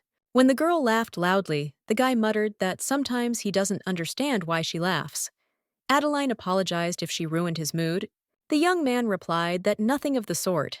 He just wanted to know what made her laugh. Lawton replied that she doesn't even know. She only smiles when he does or says something that is not typical for him. For example, the way he asked why she was laughing. The guy asked the question about her first that interested him, and that doesn't sound like Benzark. The young man noted that his questions made her smile. What else could make her laugh? Adeline thought to herself that she was now smiling for a moment, just walking with him through the greenhouse. But he didn't even know it. Our heroine hopes that someday he will experience this, the feeling of being inspired simply by being near someone. The young man saw how in a dream, Adeline was being insulted by Baroness Lillian Gessi. The woman said that she did not understand why the Duke accepted her as his wife. She could not even do such a thing properly. Therefore, she was too useless. Lawton servilely served the object that, on the contrary, should have served her, and quietly accepted the slander that poured out. The young man constantly sees this dream when he sleeps in the same room with a girl. There is no smiling, half-moon-eyed Adele in this place. In his dreams, she is the person who is being ignored by everyone in the ducal palace, and in his dreams, he just watches it quietly. His thoughts were interrupted by the voice of Abbid, who exclaimed that he had succeeded. The captain replied that it was temporary, and that in order to handle a sword or magic, one needed to stock up on strength, and for this the core must be strong.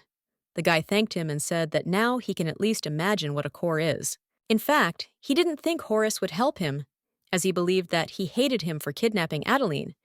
The Duke replied that he still couldn't be forgiven for that, after which he added that if the mercenary becomes stronger, His wife will only be happy, so he works with him because of this. The young man noted that he really loved Lawton. He noticed this back when he saw them together for the first time. The Duke tried to object that this could not be. Abbid replied that he should think about it himself, only for the sake of making Adeline happy. He decided to help him, who does not even deserve death. Benzark responded that he could not afford to waste time on such unnecessary feelings. The young man thought that most likely he just hadn't realized anything yet. Could this really be his first love? Then revealed to have originally been a knight of the Marquis of Coval, he gained recognition for his skills and became a knight attendant to his young mistress, Lady Alice.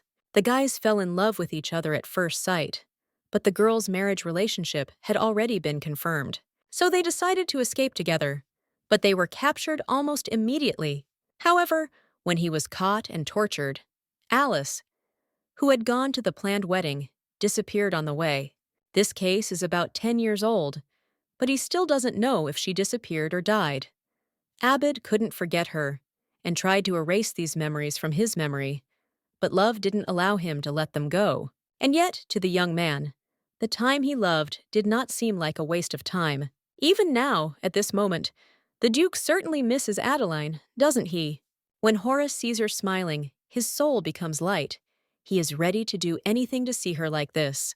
The Duke turned red and shouted at him to stop immediately. The young man stated that this was clearly his first time, so he didn't know anything. But people talk about it that way. Benzark fell in love, and very much so. After some time, the young man wondered if what the mercenary said was really true. In the situation where the heavens were collapsing, Derlot had to take responsibility and care for the safety of the heavens, and he could not waste time on his own feelings such as love. The Duke, of course, thought that these were some strange sensations, but that they would turn out to be so. No. Suddenly, our heroine appeared in his bedroom and called him by name. The guy jumped up in surprise and exclaimed what she was doing here. The girl replied that Horace had not come down to eat, so everyone thought he was sick. But in fact, she even knocked. The young man thought to himself that if he loves and is loved, the current Adeline will become a weak spot for him. A courier, instead of attacking him, will attack her, because that way they can defeat Derlot. Horace understood why he looked at her with such an impassive face in his dream simply because he wanted to protect her, and therefore he came at least just to watch her. After which, he dodged her touch and told her to leave immediately. Adele asked if she had done something to anger him, but the young man replied that nothing of the sort had happened. He simply wanted her to leave right now. Our heroine noted to herself that if this were her past life, she would have left without even asking anything. But now she asked what was the matter. Maybe he heard something bad about her, or maybe she made some mistake. But the Duke kept insisting that she leave. Lawton put her hand on his and said that she didn't want to. She thought he was sick, so she came here only to take care of the sick man. The young man abruptly pushed her onto the bed and said that he had clearly asked her to leave, and that it was all because she was not listening to him, after which she kissed her hard, thinking that she was a person he couldn't love because he didn't want to hurt her. Our heroine was already thinking that this was the first kiss in her entire life. But suddenly, the guy jerked back and grabbed his head, because this could not be allowed. The girl exclaimed that it was he who started kissing her first, and she didn't force him. If someone else had looked from the outside, they would have thought that she had attacked him. Our heroine was completely furious about this, so she headed straight to the office to the rest of the residents of the mansion. She flew into them and said that now she only asks one thing: whether Dev periodically goes through some kind of rutting period. Aster asked her to calm down first and sit down at the table so that they could talk. Adele immediately realized that she had blurted out something completely wrong in the heat of the moment, so she immediately said that she was tired and needed to go to bed. When she left, Leff wondered why she was so angry. Perhaps the captain, without having found the ground, suddenly tried to do something. That's why she got so angry. Vacan replied that nothing could be done about it, since the captain had no experience in romantic relationships. The guy objected that no matter how much he was in a hurry, he shouldn't forget about showing courtesy to a woman. The guys asked him if he wanted them to apologize instead of the Duke, but that would offend her even more. Before going to bed, the girl thought about what she should do now, how she should look him in the eyes now. perhaps even leave the land of darkness. After some time, the Duke knocked on her door and asked her to open it. Please, Eo? The young man immediately asked her if she was angry with him, but she replied that no. On the contrary, it seemed that he was angry. When the guy replied that he wasn't angry, Adeline flared up and said that he did it himself, and then behaved very strangely. Horace replied that he didn't intend to be rude to her, and that he should forgive her for kissing her only because of her own desire. And this behavior was only because he was not yet able to understand human feelings well, so he did not think that he would hurt her. He always wants to see her smile, but he doesn't know how to achieve this. He doesn't even know how to apologize in such cases. After which, he handed her a box with a ring and said that he hoped she would like it. About 100 years ago, it was popular to give rings to your lover, which meant the desire to spend the rest of your life with him. She had the same dreams. The young man explained that those brats suddenly visited him and talked to him. The guys explained to him that he had hurt the girl's feelings. The captain was still young and naive, and therefore did not know that it was very important to test the atmosphere. So Astor said that he needed to apologize to her. He should ask for forgiveness very seriously and sincerely by buying some gift and visiting her. So the Duke immediately ran to the jewelry store and bought the most beautiful ring that was there. Our heroine asked if he even knew what this gift meant. Benzark immediately said that if she didn't like it, he could buy something else. Adeline replied that she just wanted to know why he bought the ring. The guy replied that he thought it would be good if she wore it all the time. And besides, it doesn't get damaged as easily as a bracelet or necklace. Our heroine noted to herself that the ring, which does not fit the ring finger, has a feeling that they are not yet in a relationship in which they can become spouses. After which she thanked him and said that the decoration was really beautiful. She really liked it. When the young man replied that he was glad about it, the girl saw that something was wrong with his pupils. She began to feel as if something like this had clearly happened before, but she couldn't remember exactly when. When asked if she was okay, the girl replied that she was just a little tired, so it was time to sleep. Horace agreed that he had visited her too late, so he wished her good night. After some time, Adeline thought about why she couldn't see it, as if she didn't want to, so she couldn't remember where she had seen this sky blue color before. After some time, the 1st of March arrived, the appointed day of the gala party. Count Royal Korha exclaimed, "How many years? How many winters? How did he live? He sees that except for the Baron, the man cannot become anyone. It seems his skills are slightly better than usual." Baron Simon Gessa told him to shut his mouth, because he, unlike him, is not so power-hungry. He is quite happy being a baron. The interlocutor asked whether he had contacted Filbert. Gessi replied that he had intended to, but he was tired of him, so he thought that this brat would not come. The guy thoughtfully said that the land of darkness was not at all attracted to this puppy. He heard that invitations were sent only to aristocrats under the count. I wonder why Filbert is attracted to this place. If you are a human, you don't have to worry about it, even if you are a dev. They don't have a tree of life yet. Suddenly, right in front of the guests, a magical glow appeared, and a road began to appear. Simon noted that even Dev is not capable of this. They do not have enough strength to use such strong magic. After which he turned to Lillian and said that only this time he would forgive her, so let her seduce Duke Benzark. If the girl finds out his secret, he will make her free for a while. Meanwhile, our heroine couldn't stop thinking about what that blue color was. If you think about it, it looks like the light from the holy sword Nickagrace. Is this the sign by which Dev is recognized? If she notices the red light in the eyes of the invited aristocrats, then this is the power that really differentiates Dev and Akur. After some time, the maid exclaimed that upon seeing her, she was truly struck by the beauty of her mistress. The dress that Her Highness wore today is sure to become popular on the continent. The girl approached the Duke and said that when the song began, he had to do something, and she noted to herself that she knew it would happen. She had taught him so many times that it was necessary to invite her to dance. They had to start so that the other guests could dance too. Astor approached them and asked if she would allow him to give the first dance instead of the Lord. But the young man suddenly pulled her towards him and did not let go.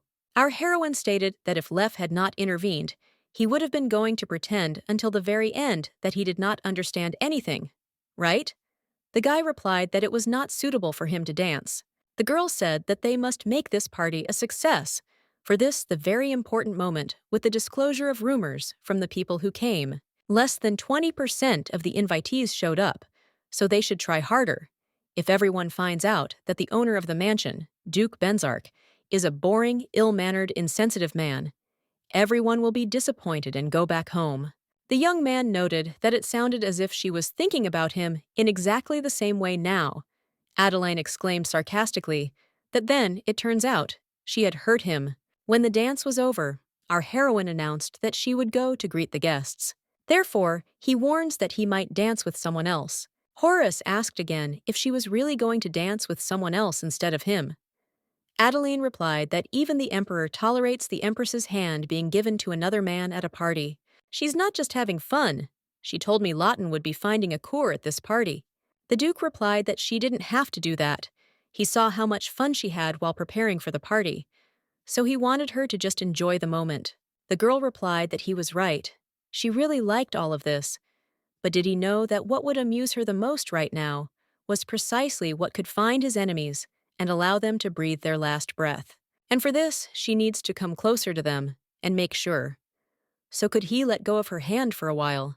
Benzark didn't like the idea of her dancing with other men, but he had no choice but to let go of her hand. Perhaps because if you love, you are not able to win. Meanwhile, the guests enjoyed the prepared food.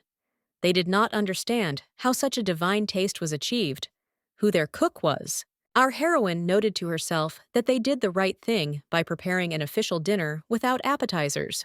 When she tasted the food that would be at the celebration, she wondered if it was meat. Bruno said that he had treated it a little with magic. Adeline asked if this was possible, and the man replied that the person who uses it can use magic for various purposes.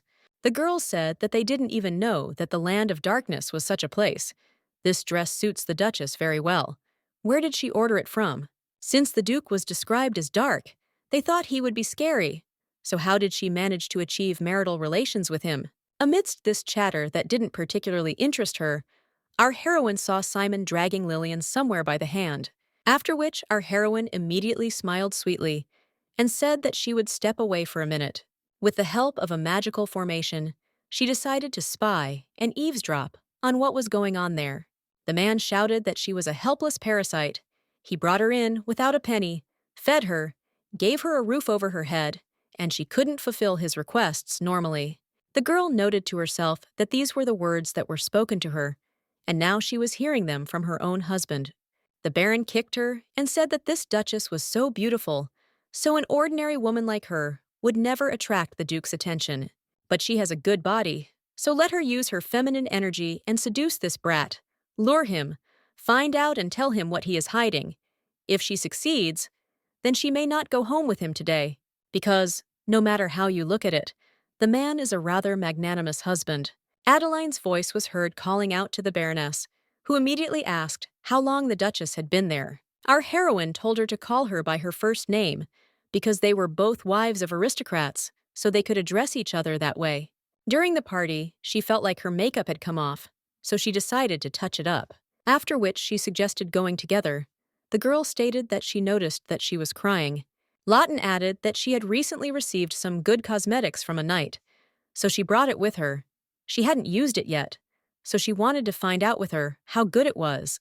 Lillian thought to herself that she thought that all the upper-class aristocrats were arrogant and rude, but she was so considerate towards her, and the girl didn't even attract anyone's attention. So she replied that, okay. Adeline thought to herself that in her past life, she didn't know that Lillian perceived her like that. Maybe it was because she ignored her without realizing it. Or maybe it was because she felt that the girl who had suddenly returned to the land of darkness had different feelings for Horace.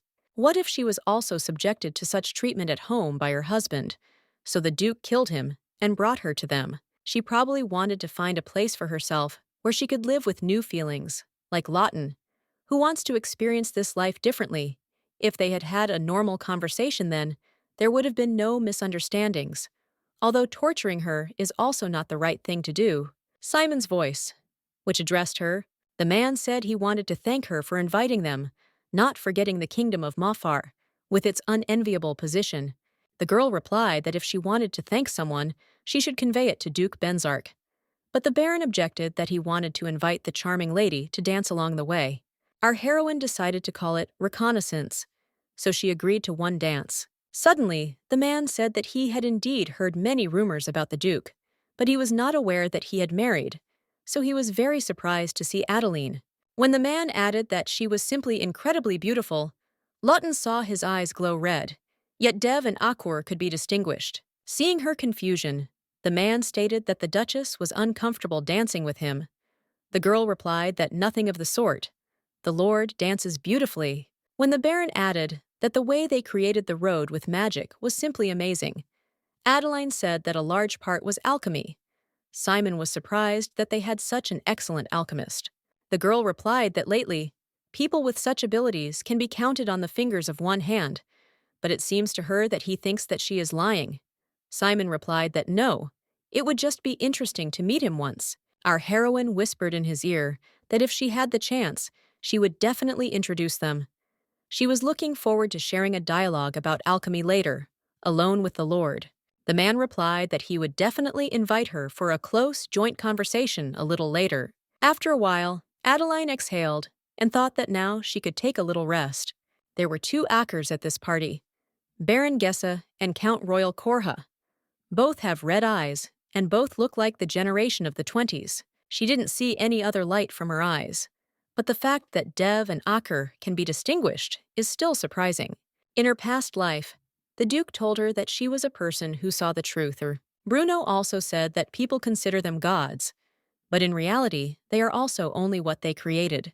To distinguish enemy families is the ability of a leader who has received the blessing of God.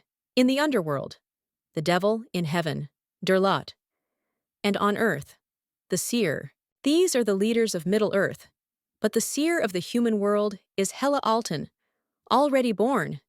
Does this mean that Adeline is the devil? Then she realized that no, she was born from her mother's womb as she should have been. Devs don't age, but Lawton isn't like that. The Tree of Life burned to ashes during the heavenly war against the demons, and the underworld effectively came to rule Middle-earth. The state religion began to serve Akur, and the temple that served Dev remained only a kind of legend. Perhaps, in order to correct the disturbed balance, God sent down some power. The girl must maintain the existing balance by providing help to Dev and reviving the heavenly world. Neither Derlo nor the devil can turn back time. God clearly brought her back to life so that she could help Devi. The next day, our heroine told us that at least among the people who came to the party were Simon and Royal. These 2 are Akari. Then she asked why he was looking at her so strangely. Did he really think that she was calling demons those who were not such? The young man asked how she knew that it was them, whether the seer had predicted them to her or what. The girl thought that if she were to talk about the power of God, she would have to talk about her past life, and she didn't want Horace to know about that terrible and wretched one, after which she said that now the aristocrats will spread rumors. If there are more people who receive an invitation and often visit this mansion, then the Duke and she will not have anything to do with their deaths. Adeline is thinking about throwing another party next month, the guy replied. Okay. Then our heroine was informed that she would not be able to attend fencing training today. She was too tired, so she wanted to rest. On the way, she thought that, even though she said that she would just observe for now, she would still have to deal with one person. After some time, Lillian, who was covered in bruises, entered her room and saw someone's silhouette on the balcony. When the girl wanted to scream in fear, Adeline immediately covered her mouth with her hand and told her to be quiet. She needs to talk to her about something. That's why she came. Could she please be calmer? Let him forgive her for such an unexpected visit. She has a very important conversation planned. Let him understand correctly. When Lillian offered her some tea, our heroine said that there was no need to fuss because she had not come for tea, after which she reported that she had thought of beating Baron Simon Gessi. She wonders how a girl can come up with such an idea. She needs to know if she can run the barony without her husband. Gisa asked why she suddenly decided to kill her husband. Lawton answered, because she doesn't like him. She doesn't like people who are careless with women. After which she added that there was another reason, but for some reason she could not disclose it, so she would ask again if she could Lillian thought that from the moment of their marriage until now, every day, without ceasing, she wanted to kill him. Finally, the answer to her prayers that she said every night came, so she replied that she could. They would cope no matter what. Our heroine replied that it was true. When the moon rose tomorrow night, she should tell her husband that she seemed to have seen the Duchess of Benzark. After that, he would not return, and if he did return, most likely he would have a different face from the one he had now. Lillian would be of great help to Horace if she sided with him by inheriting the barony of Gessé. If gradually people outside the land of darkness come to his side, things will go much better. Suddenly, our heroine saw that the young man was standing in her room. What was he doing here at such a time? He should be sleeping now. The Duke stated that she clearly knew how to use the teleporter. When Adeline replied that yes, the young man said that it was clear to him and that he should pass on. The girl was surprised that Horace would not ask anything. The guy asked if she wanted him to start asking questions. In fact, the guy is worried that she will be in danger, so he hopes that his wife will notify him when she plans to go somewhere so late at night. Lawton noted to herself that he was pretending that nothing had happened, and yet she was worried and wanted to tell him the whole truth. But what if this power in her disappears when she tells everything? There is one legend that wanders around the continent. One wanderer met a certain man while he was walking his way. He was asked, "What is his main desire?" He replied that he wanted to create and that he didn't need anything else. The stranger replied that, okay, but he had to keep one promise. He couldn't tell anyone what he would be given. So the wanderer's wish came true. But because of his excessive joy, he forgot about the small promise he had made with that man and began to brag to a large number of people. And what he received disappeared, as if it had never happened. But what if our heroine is the wanderer? What if she met God on the eve of her death? The girl has no memory of what happened the day before her death, except that Horace's sword pierced her heart. If this happened among the memories she doesn't remember, all her strength may disappear the moment she tells everything. Our heroine can't do anything about it, even if she seems suspicious. She wants to create what he wants, even if he tore her heart apart, because she loves him, so she replied that she lives for him. Sometime later, the girls discussed that there was a wonderful golden arch and a road strewn with precious stones, and also such a rare dish, which they tried for the first time in their lives. And besides, the spouses of the Duchy of Benzark were so beautiful. The man standing around the corner was thinking how pathetic they were. All they talked about was the party. It's not unusual for a guy who just inherited the title of Duke to want to show off his wealth and power. But what worries him more is something else: the arch and the road. In the land of darkness, the forest of darkness, which even the incarnation of Akur could not do anything about, moved by itself and made a road. Even Akur, who visited him, did not tell about this. Simon only reported that the mission regarding this duchess was completed. It seems that she has an interest in him. He's just a pathetic brat, seeing as how everyone has nothing to say about Duke Benzark. It seems like nothing will happen if they ignore him, but something is bothering him. He needs to find out a way to invite Hela to a party. After some time, our heroine hoped that Horace was already asleep. The moon would rise soon, so there was no time to waste. The young man was not sleeping, and saw that she was using teleportation, during which she did not use the starter. Even he, Derlati, had weak strength, so he had to use the activated starter. Siren search magic. Ability to distinguish Dev from Akur. The answer to everything is one. Is Lawton really the devil? But if she exists as a devil, Akur's powers should have grown stronger. And with their powers, it won't be difficult to cross the forest of darkness, so there's no reason to wait for a chance. Besides, the young man received a prophecy. If this is not the devil's tricks, then Adele is trying to help him. Why does he always want to think that she is not the devil? We must not forget about our responsibility as Derlot.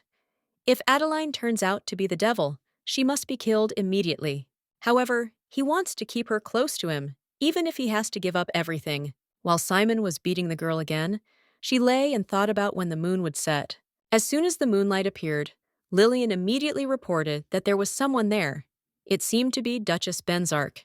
The man immediately looked out the window and saw that there really was someone's silhouette standing below.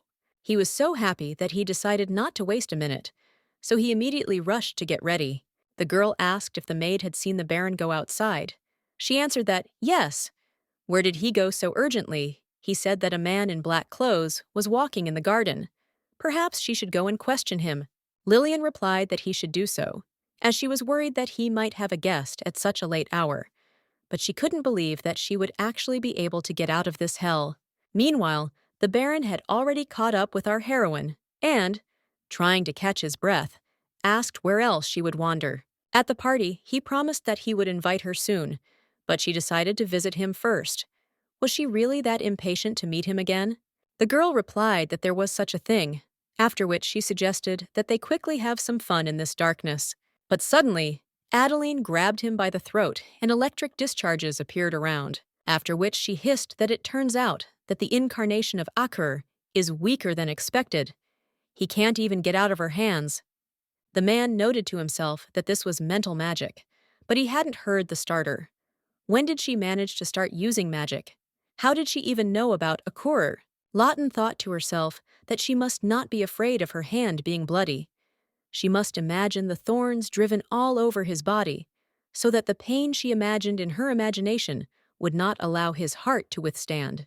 After which she stated that, unlike him, she did not have sadistic tendencies, so she would quickly finish everything.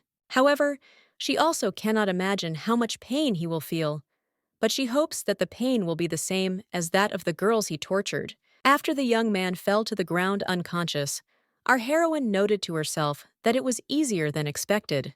When Adeline turned around, she saw Horace, who said that he had asked her to tell him when she was leaving.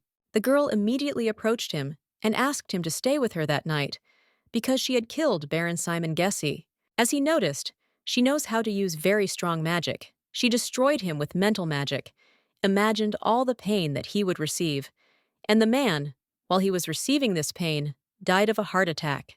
But she will use this power for him. Everything Adeline does may be confusing and seem suspicious, but it's all just for him, so let him believe her. The young man only asked if she had been hurt and added that no matter what she did, he would not suspect her of anything. Even if she pierces his heart with a knife, the guy will think that it was necessary. Our heroine was deeply touched by this, and she realized that he loved her too, after which she kissed him on the forehead. Lawton loves him very much, despite the fact that she died from his sword in her past life. Horace also loves her so much that he justifies, for reasons unknown to himself, all these actions that arouse suspicion. No matter how indifferent he may be, there is no doubt about the love that flows out. The young man said that if things continued like this, some difficulties would arise. When asked what kind, the guy asked her not to force him to say something he shouldn't. Our heroine objected that he had nothing that he shouldn't tell her. After this, the Duke kissed her hard and said that he wanted to sleep next to her that night. After some time, the girl thought that she must have gone crazy, since she provoked him so much that he would kiss her. Suddenly, a young man hugged her and said that her heart was pounding like crazy. Adeline thought to herself that they were really lying in the same bed right now. Apparently, they really were going to sleep together. Benzark added that his heart was also pounding like crazy. Lawton couldn't believe that this wasn't a dream. After waking up, will she again be lying alone in that secluded room from her past life? Suddenly, the Duke announced that it was time for them to sleep, and the girl had no choice but to agree. She thought to herself that this might be for the best, until they got used to sleeping next to each other, until they stopped being nervous about the warmth of their bodies transmitted while being covered by the same blanket. She would like this kind of relationship. It seemed like this was the first time she had cuddled up with someone like this since she was a little girl sleeping with her mother. Meanwhile, the boy thought that it seemed like this dream was the future, a tired and lifeless atmosphere. With the passage of time, Aser would become stronger, and Maku would act more confidently. Abbid said that he sincerely asks for forgiveness. He knew Alice's kidnapper, and tried for a long time to find him, but it didn't work. Then he asked her what she called that Masu, that ate people, and they remained imprisoned in his belly. It was the name that she heard for the first time in her life. The girl answered that it was Dubella. Vacan replied that he was a guy with no weak points, his belly still filling with girls. When asked how he knew Alice was there, the guy replied that he had received a prediction. The Duke stated that if the misunderstanding was resolved, Then it was time to go. Abbid objected that he couldn't leave like that. Couldn't he take the Eagle faction with him? Horace noted to himself that they probably wanted to escape from Marquis Couval and get to the lands of darkness. The young man added that the Duke was his lifelong benefactor and the strongest man he had ever met, and they wanted to serve him. But Benzark replied that they had no need for the Eagle faction. Alice said that she also begs him very much that if her father or the Marquis finds out that she is well, he will send people to take her away, but she does not want to return to this vile hell. Vacan whispered in her ear that he wouldn't mind taking them along either, so let him think about it. Hela said that if they saved a girl with an appearance like hers, a new meeting would be started that could greatly help them in the future. The young man woke up suddenly and thought that he was encountering this name again. He was convinced that she was now the most powerful seer, in case Adeline was not her. But why doesn't he like the feelings he has for Hela? Should he follow the words said by that girl? Horace noted that in his dream, he did not believe her. There must definitely be a reason for that. He needed to send Abbid, whom Hela insisted on meeting. It was Adeline who brought Abbid here. There must be a reason why she made him a knight of Horus. The girl can't do him any harm. Right now, he himself is dangerous. His thoughts were interrupted by the girl's voice, who asked if he slept well. The young man replied that, okay. But as for her, he thought to himself that the dream was just a dream. He was too carried away by it, although the dream was so clear that he confused it with reality. From now on, he will have to stop sleeping with Adele. Our heroine replied that she really got enough sleep and did not dream anything. Lately, she has not seen any dreams at all, or rather, since she married him. The guy noted that it was strange. He, Dev, sees dreams, and Lawton doesn't dream about anything after marriage. There must be some connection between this. The girl asked why he had such a serious expression on his face, whether something had happened, but the young man replied that nothing of the sort had happened. Horace thought to himself that what was important was that he would continue to see this unknown dream until he understood its essence, but it would be more difficult to do so only with his desire. After which he told her to refuse his offer to sleep together in the future. He realized that sleeping with her was too pleasant, so let her callously refuse him. In the morning, the guard troops found the Baron, after which they reported his death, which caused the Baroness to lose consciousness. The troops said that this was due to cardiac paralysis. In the gloomy atmosphere of people who lost their master, Lillian came to mind. It was hard for the girl to hide her joy, because she would no longer have to suffer, and she was free. Closer to the end of March, the Baroness inherited everything after the funeral. Her father told Alice to eat in a commanding tone, but she thought to herself that so much time had passed. But the girl was still most afraid of her father. Dishes that were disgusting to even look at. Larvae that smelled rotten. Father hissed that even if she didn't like them, she should eat them. There was no harm in them. They only looked like that. But when they got inside, they would become nutrients. The girl noted to herself that she said that one could only stay alive by eating this.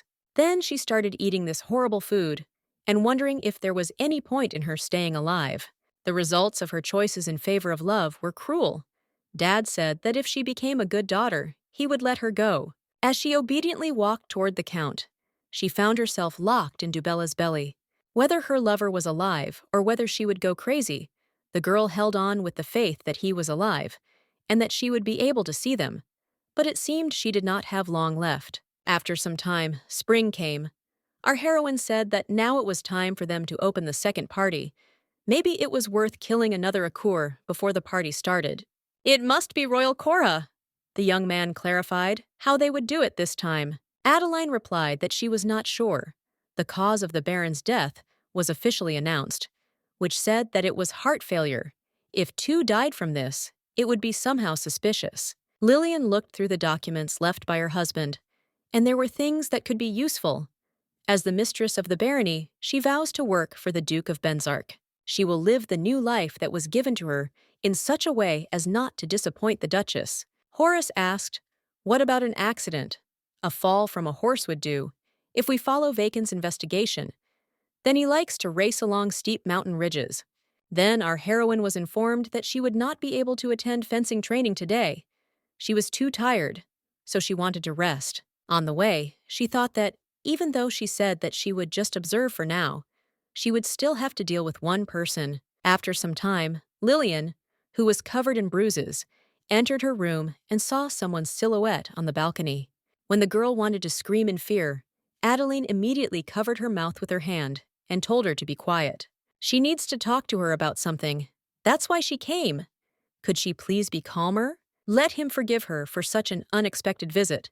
She has a very important conversation planned. Let him understand correctly. When Lillian offered her some tea, our heroine said that there was no need to fuss because she had not come for tea, after which she reported that she had thought of beating Baron Simon Gessi. She wonders how a girl can come up with such an idea. She needs to know if she can run the barony without her husband. Gisa asked why she suddenly decided to kill her husband. Lawton answered, because she doesn't like him. She doesn't like people who are careless with women. After which she added that there was another reason, but for some reason she could not disclose it, so she would ask again if she could Lillian thought that from the moment of their marriage until now, every day, without ceasing, she wanted to kill him. Finally, the answer to her prayers that she said every night came, so she replied that she could. They would cope no matter what. Our heroine replied that it was true. When the moon rose tomorrow night, she should tell her husband that she seemed to have seen the Duchess of Benzark. After that, he would not return, and if he did return, most likely he would have a different face from the one he had now. Lillian would be of great help to Horace if she sided with him by inheriting the barony of Gessi. If gradually people outside the land of darkness come to his side, things will go much better. Suddenly, our heroine saw that the young man was standing in her room. What was he doing here at such a time? He should be sleeping now. The Duke stated that she clearly knew how to use the teleporter. When Adeline replied that yes, the young man said that it was clear to him and that he should pass on. The girl was surprised that Horace would not ask anything. The guy asked if she wanted him to start asking questions. In fact, the guy is worried that she will be in danger, so he hopes that his wife will notify him when she plans to go somewhere so late at night. Lawton noted to herself that he was pretending that nothing had happened, and yet she was worried and wanted to tell him the whole truth. But what if this power in her disappears when she tells everything? There is one legend that wanders around the continent. One wanderer met a certain man while he was walking his way. He was asked, "What is his main desire?" He replied that he wanted to create and that he didn't need anything else. The stranger replied that, okay, but he had to keep one promise. He couldn't tell anyone what he would be given. So the wanderer's wish came true. But because of his excessive joy, he forgot about the small promise he had made with that man and began to brag to a large number of people. And what he received disappeared, as if it had never happened. But what if our heroine is the wanderer? What if she met God on the eve of her death? The girl has no memory of what happened the day before her death, except that Horace's sword pierced her heart.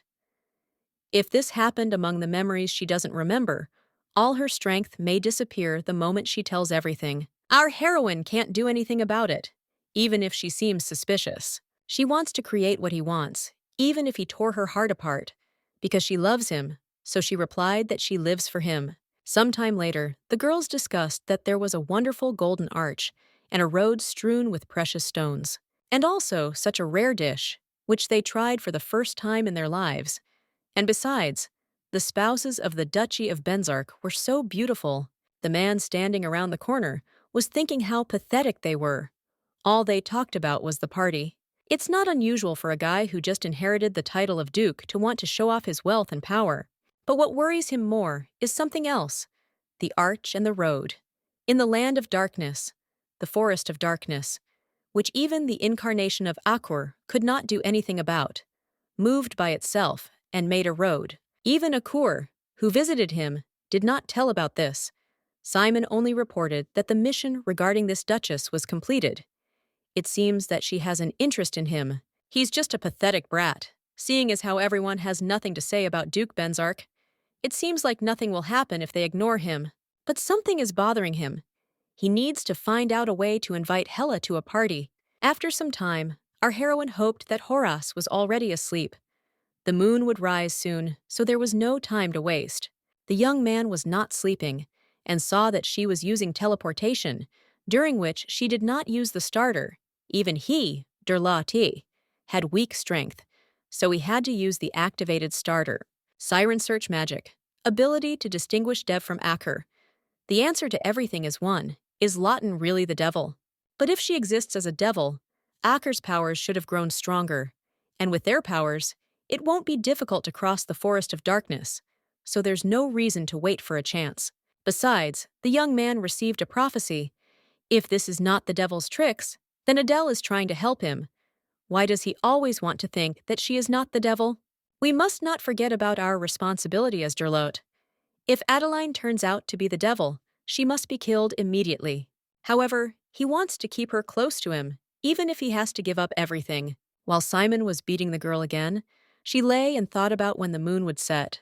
As soon as the moonlight appeared, Lillian immediately reported that there was someone there. It seemed to be Duchess Benzark. The man immediately looked out the window and saw that there really was someone's silhouette standing below. He was so happy that he decided not to waste a minute, so he immediately rushed to get ready. The girl asked if the maid had seen the Baron go outside. She answered that, yes. Where did he go so urgently? He said that a man in black clothes was walking in the garden. Perhaps she should go and question him. Lillian replied that he should do so, as she was worried that he might have a guest at such a late hour. But she couldn't believe that she would actually be able to get out of this hell. Meanwhile, the Baron had already caught up with our heroine and, trying to catch his breath, asked where else she would wander. At the party, he promised that he would invite her soon, but she decided to visit him first. Was she really that impatient to meet him again? The girl replied that there was such a thing, after which she suggested that they quickly have some fun in this darkness. But suddenly, Adeline grabbed him by the throat and electric discharges appeared around, after which she hissed that it turns out that the incarnation of Aker is weaker than expected. He can't even get out of her hands. The man noted to himself that this was mental magic, but he hadn't heard the starter. When did she manage to start using magic? How did she even know about Akur? Lawton thought to herself that she must not be afraid of her hand being bloody. She must imagine the thorns driven all over his body, so that the pain she imagined in her imagination would not allow his heart to withstand. After which she stated that, unlike him, she did not have sadistic tendencies, so she would quickly finish everything. However, she also cannot imagine how much pain he will feel, but she hopes that the pain will be the same as that of the girls he tortured. After the young man fell to the ground unconscious, our heroine noted to herself that it was easier than expected. When Adeline turned around, she saw Horace, who said that he had asked her to tell him when she was leaving. The girl immediately approached him and asked him to stay with her that night because she had killed Baron Simon Gessi. As he noticed, she knows how to use very strong magic. She destroyed him with mental magic, imagined all the pain that he would receive, and the man, while he was receiving this pain, died of a heart attack. But she will use this power for him. Everything Adeline does may be confusing and seem suspicious, but it's all just for him, so let him believe her. The young man only asked if she had been hurt and added that no matter what she did, he would not suspect her of anything. Even if she pierces his heart with a knife, the guy will think that it was necessary. Our heroine was deeply touched by this, and she realized that he loved her too, after which she kissed him on the forehead. Lawton loves him very much, despite the fact that she died from his sword in her past life. Horace also loves her so much that he justifies, for reasons unknown to himself, all these actions that arouse suspicion. No matter how indifferent he may be, there is no doubt about the love that flows out. The young man said that if things continued like this, some difficulties would arise. When asked what kind, the guy asked her not to force him to say something he shouldn't. Our heroine objected that he had nothing that he shouldn't tell her. After this, the Duke kissed her hard and said that he wanted to sleep next to her that night. After some time, the girl thought that she must have gone crazy, since she provoked him so much that he would kiss her. Suddenly, a young man hugged her and said that her heart was pounding like crazy.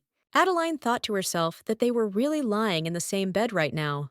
Apparently, they really were going to sleep together. Benzark added that his heart was also pounding like crazy. Lawton couldn't believe that this wasn't a dream. After waking up, will she again be lying alone in that secluded room from her past life? Suddenly, The Duke announced that it was time for them to sleep, and the girl had no choice but to agree. She thought to herself that this might be for the best, until they got used to sleeping next to each other, until they stopped being nervous about the warmth of their bodies transmitted while being covered by the same blanket. She would like this kind of relationship.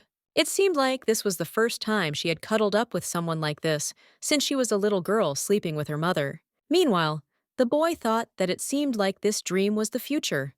A tired and lifeless atmosphere. With the passage of time, Aser would become stronger, and Maku would act more confidently. Abbid said that he sincerely asks for forgiveness. He knew Alice's kidnapper, and tried for a long time to find him, but it didn't work. Then he asked her what she called that masu, that ate people, and they remained imprisoned in his belly. It was the name that she heard for the first time in her life. The girl answered that it was Dubella. Vacan replied that he was a guy with no weak points, his belly still filling with girls. When asked how he knew Alice was there, the guy replied that he had received a prediction. The Duke stated that if the misunderstanding was resolved, then it was time to go. Abbid objected that he couldn't leave like that. Couldn't he take the Eagle faction with him? Horace noted to himself that they probably wanted to escape from Marquis Cuval and get to the lands of darkness. The young man added that the Duke was his lifelong benefactor and the strongest man he had ever met, and they wanted to serve him. But Benzark replied that they had no need for the Eagle faction. Alice said that she also begs him very much that if her father or the Marquis finds out that she is well, he will send people to take her away, but she does not want to return to this vile hell. Vacan whispered in her ear that he wouldn't mind taking them along either, so let him think about it. Hela said that if they saved a girl with an appearance like hers, a new meeting would be started that could greatly help them in the future. The young man woke up suddenly and thought that he was encountering this name again. He was convinced that she was now the most powerful seer, in case Adeline was not her. But why doesn't he like the feelings he has for Hela? Should he follow the words said by that girl? Horace noted that in his dream, he did not believe her. There must definitely be a reason for that.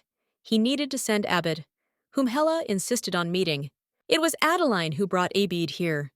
There must be a reason why she made him a knight of Horus. The girl can't do him any harm. Right now, he himself is dangerous. His thoughts were interrupted by the girl's voice, who asked if he slept well. The young man replied that, okay. But as for her, he thought to himself that the dream was just a dream. He was too carried away by it, although the dream was so clear that he confused it with reality. From now on, he will have to stop sleeping with Adele. Our heroine replied that she really got enough sleep and did not dream anything. Lately, she has not seen any dreams at all, or rather, since she married him. The guy noted that it was strange. He, Dev, sees dreams, and Lawton doesn't dream about anything after marriage. There must be some connection between this. The girl asked why he had such a serious expression on his face, whether something had happened, but the young man replied that nothing of the sort had happened.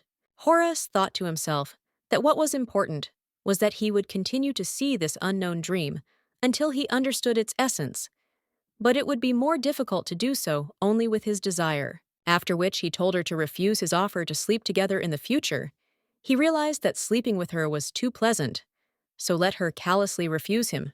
In the morning, the guard troops found the Baron, after which they reported his death, which caused the Baroness to lose consciousness. The troops said that this was due to cardiac paralysis. In the gloomy atmosphere of people who lost their master, Lillian came to mind. It was hard for the girl to hide her joy, because she would no longer have to suffer, and she was free. Closer to the end of March, the Baroness inherited everything after the funeral. Her father told Alice to eat in a commanding tone, but she thought to herself that so much time had passed. But the girl was still most afraid of her father. Dishes that were disgusting to even look at. Larvae that smelled rotten. Father hissed that even if she didn't like them, she should eat them. There was no harm in them. They only looked like that. But when they got inside, they would become nutrients. The girl noted to herself that she said that one could only stay alive by eating this. Then she started eating this horrible food and wondering if there was any point in her staying alive. The results of her choices in favor of love were cruel. Dad said that if she became a good daughter, he would let her go. As she obediently walked toward the Count, She found herself locked in Dubella's belly. Whether her lover was alive or whether she would go crazy, the girl held on with the faith that he was alive and that she would be able to see them. But it seemed she did not have long left. After some time, spring came. Our heroine said that now it was time for them to open the second party. Maybe it was worth killing another Akur before the party started. It must be Royal Cora, the young man clarified how they would do it this time. Adeline replied that she was not sure. The cause of the Baron's death was officially announced, which said that it was heart failure. If two died from this, it would be somehow suspicious. Lillian looked through the documents left by her husband, and there were things that could be useful. As the mistress of the barony, she vows to work for the Duke of Benzark. She will live the new life that was given to her in such a way as not to disappoint the Duchess. Horace asked, "What about an accident? A fall from a horse would do. If we follow Vacan's investigation, then he likes to race along steep mountain ridges.